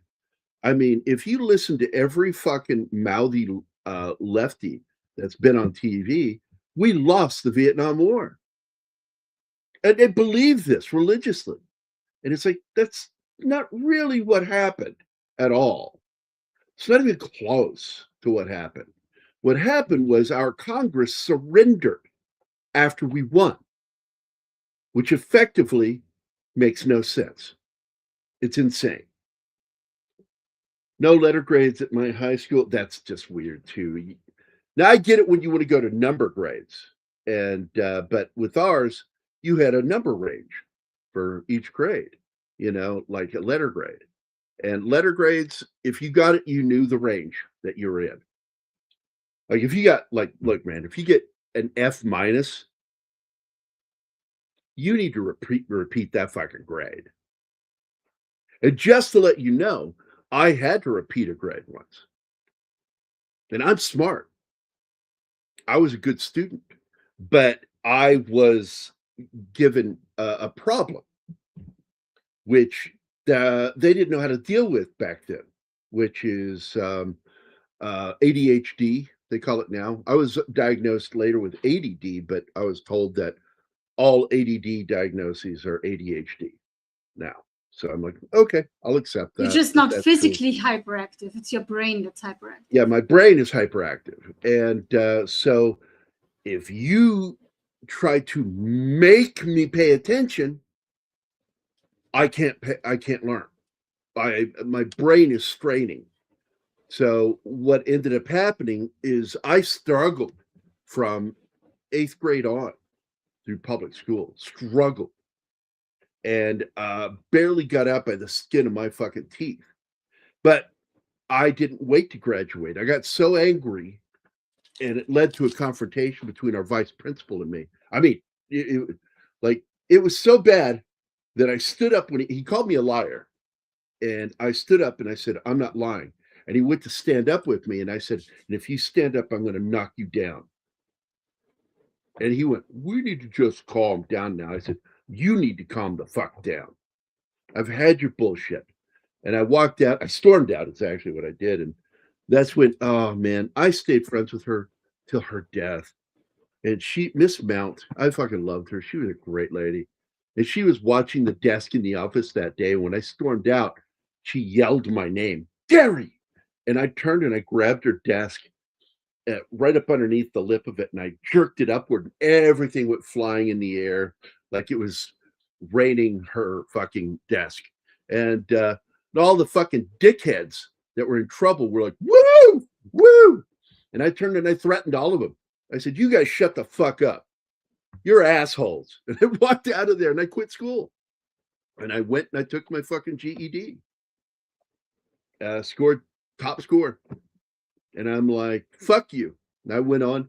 And that's why I've told you, Anima, that when school asked me to come back to speak at the school, I refused. But anytime Mr. Johnson asked me to speak to his art class, I would come in and talk to him. Because he was the only teacher I recognized outside of Mrs. Cordell as being legit teachers that took the time with me. Also, no letter grades. Yeah, I just didn't do that shit. I went to 4 different elementary schools. Yeah, my brother Michael, my mom moved around a lot, married a lot, like not always legally. He said that by the time I was 9, we had been in 13 different school systems. not schools, school systems. How do you have so many systems? That doesn't make sense. And because she just kept moving from one school system to another. And by the time Dad kidnapped me and took me to Virginia, I was half retarded. And I'm not kidding. It wasn't like I was stupid. It just, all the stuff I should have known in school, I didn't know. And my dad had an uphill battle with me and got me caught up. And I did really well all the way up to middle school. And middle school is where the ADHD really kicked in. And I started struggling. And they didn't know how to deal with kids like me that were extremely smart. But, you know, I don't want to say I had to be entertained. I just had to be left to my own devices to learn the way I know how to learn, which is I learn passively. Don't make me pay attention. I doodle a lot. And when people are talking to me, I have a tendency of looking at a piece of paper and focusing on this little area, and I begin doodling. And what they don't know what I'm doing is I'm relaxing my brain to open up and receive information. And I had teachers that thought I was intentionally being an asshole because you go, what did I just say, Mr. Cassell? And I'd repeat it back to them. They're like, you know, they think I'm just sassing them. And I'm like, no, I was paying attention to you. But I was paying attention by relaxing my brain. And I didn't even know I was doing that. That was just something I did on my own. And by the time I got to college, at the University of Illinois, I made the dean's list. And at 2 colleges, I made president's list. And with a 4.0 average. And why? Because they left me the fuck alone. And I can learn on my own. I don't actually require lectures. Just give me the material. I read the material. I retain what's necessary. And it really does help. You know, guys like me, if you give us a basic syllabus of what you are expecting from us to learn. And if you give me that as a guide, I will use it to the upkeep. And I also learned when I was in college that becoming a tutor increased my GPA, the ease of my GPA. I had an easier time because I tutored people. But 4 different elementary schools is still fucking a lot, dude. And that sounds like you were a military brat. One of my high schools, we had a class that taught the classical trivium, rhetoric, grammar, and logic. Boy, there's something nobody teaches. Great class. And the teacher had led a mortar platoon for the Big Red One in Vietnam. Fucking outstanding. Yeah, my history teacher, Mr. Waddell, hated my guts. He really did. But I loved that man. I admired him. And his class was one of my favorite classes. And he was a ranger, Army Ranger. Served in Bastogne, fought in Normandy. Guy was fucking incredible. I don't know if you guys ever seen it, but Barry Levinson and Ron Williams would later team up once again for the underrated movie Toys. She had a very young LL Cool J. I saw that movie and it was ahead of its time, which is why it didn't do well. Joe Cusack's in that too, by the way. We did that movie, right? We did a show of that movie, no? No. No. We brought it up during shows. It's been brought up before. But I don't know if we'll ever do the show. Because I'm not that big a fan of the film. It's not like I hate it or anything. It's just one of those movies I'm like, yeah. So what are you saying, Gary, is you should have been riding on the short bus. I'm trying to think of the most OCD, ADHD way of saying that. Well, I mean, if you want to be cost effective, yeah, the short bus would have been the better bus to transport us because, you know, I was in a small number of students at high IQ at school. That's the most ADHD way of answering that. So fuck you, John. All right. So that's it. We just hit the 2-hour mark. We survived a Robin Williams show. There was no crying. I miss him. It makes me sad that you know, he had to make that choice. And I understand his- the choice. I understand it. His wife let him because she knew he couldn't go on like that. But you know, he was a fucking genius, you know. And the thing I love about him is he didn't need the cocaine. And I kind of wish that we could have seen Robin Williams without the cocaine all along. It took it took fucking John Belushi dying to wake a few people up.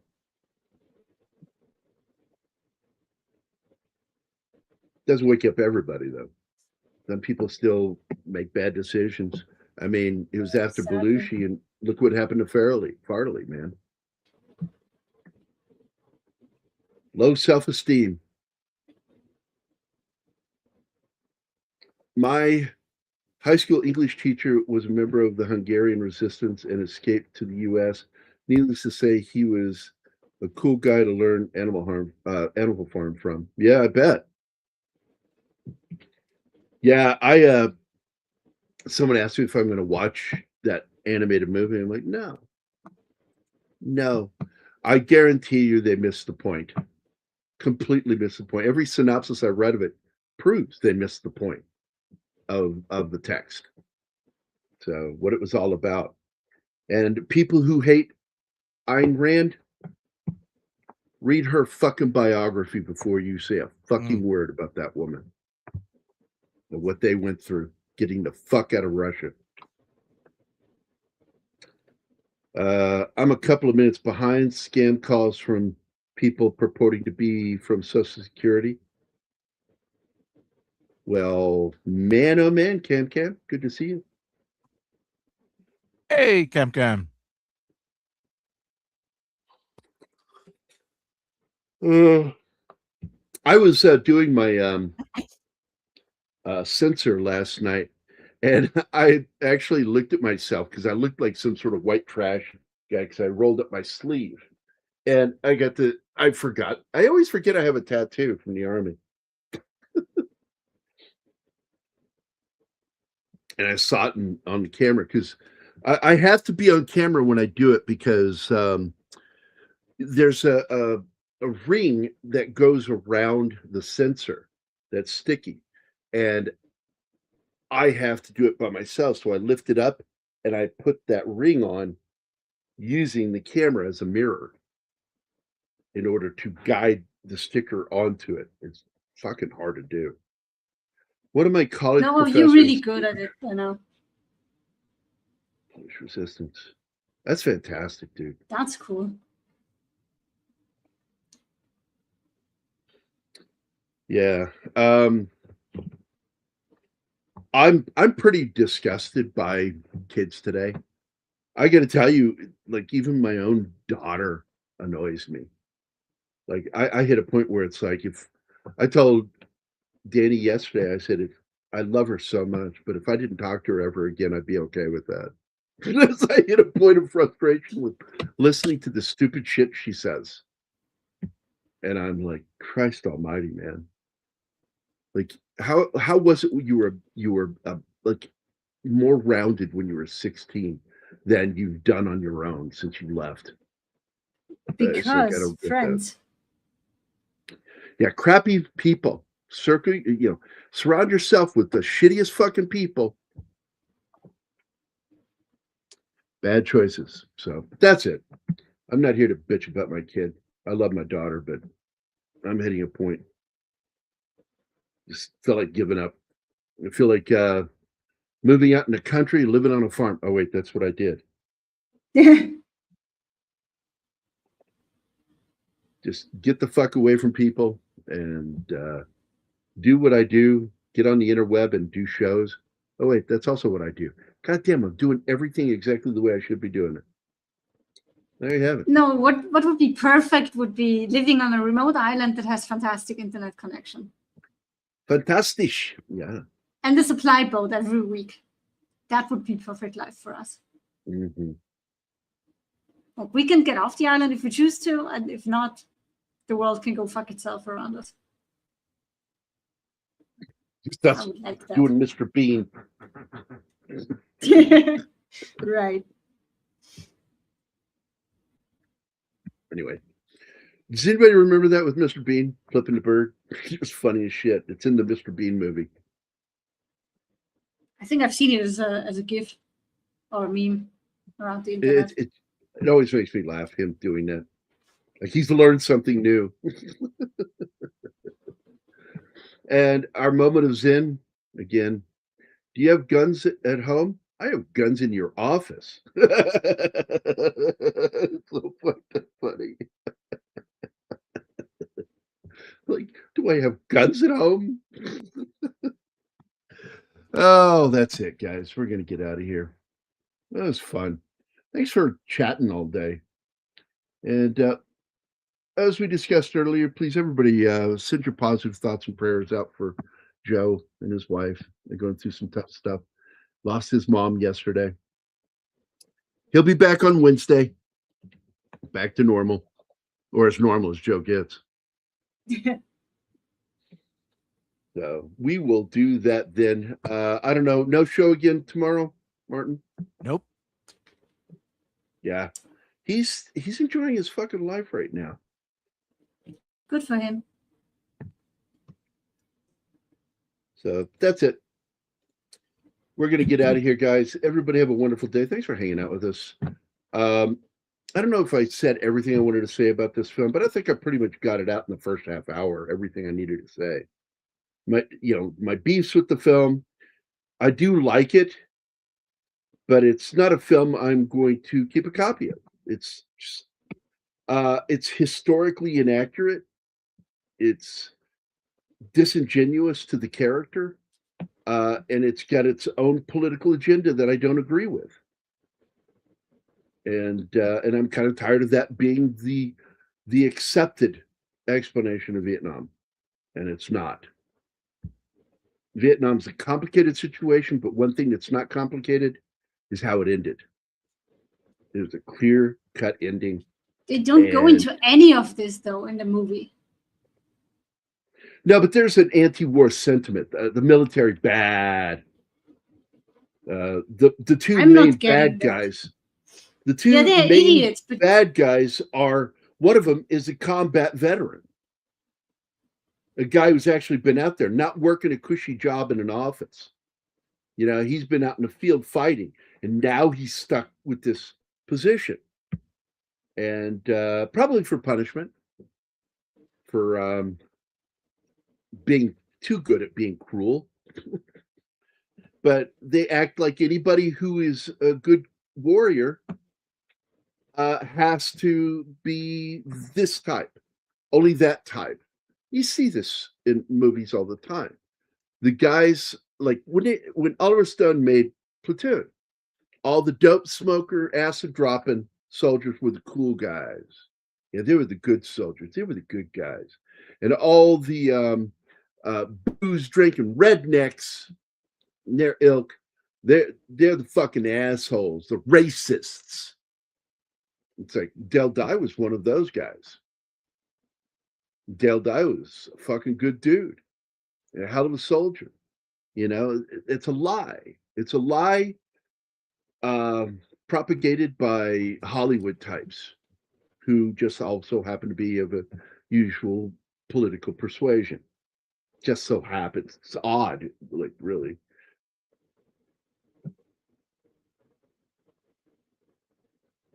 That is odd that he's not here at all. I'm assuming he doesn't like the movie.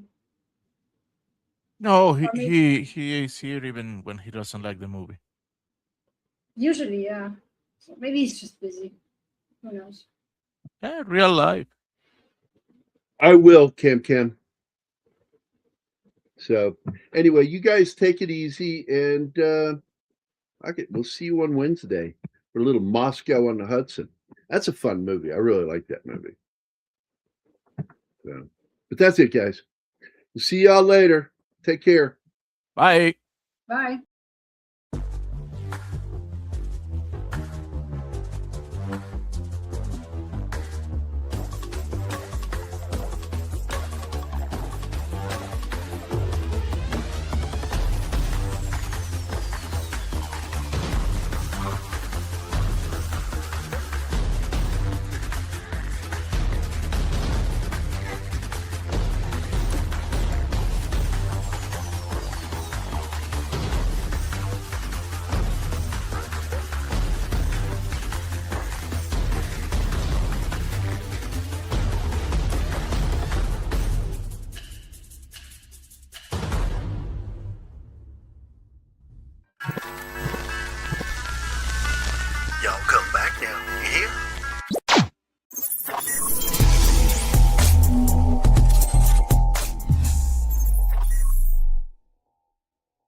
Matt Damon.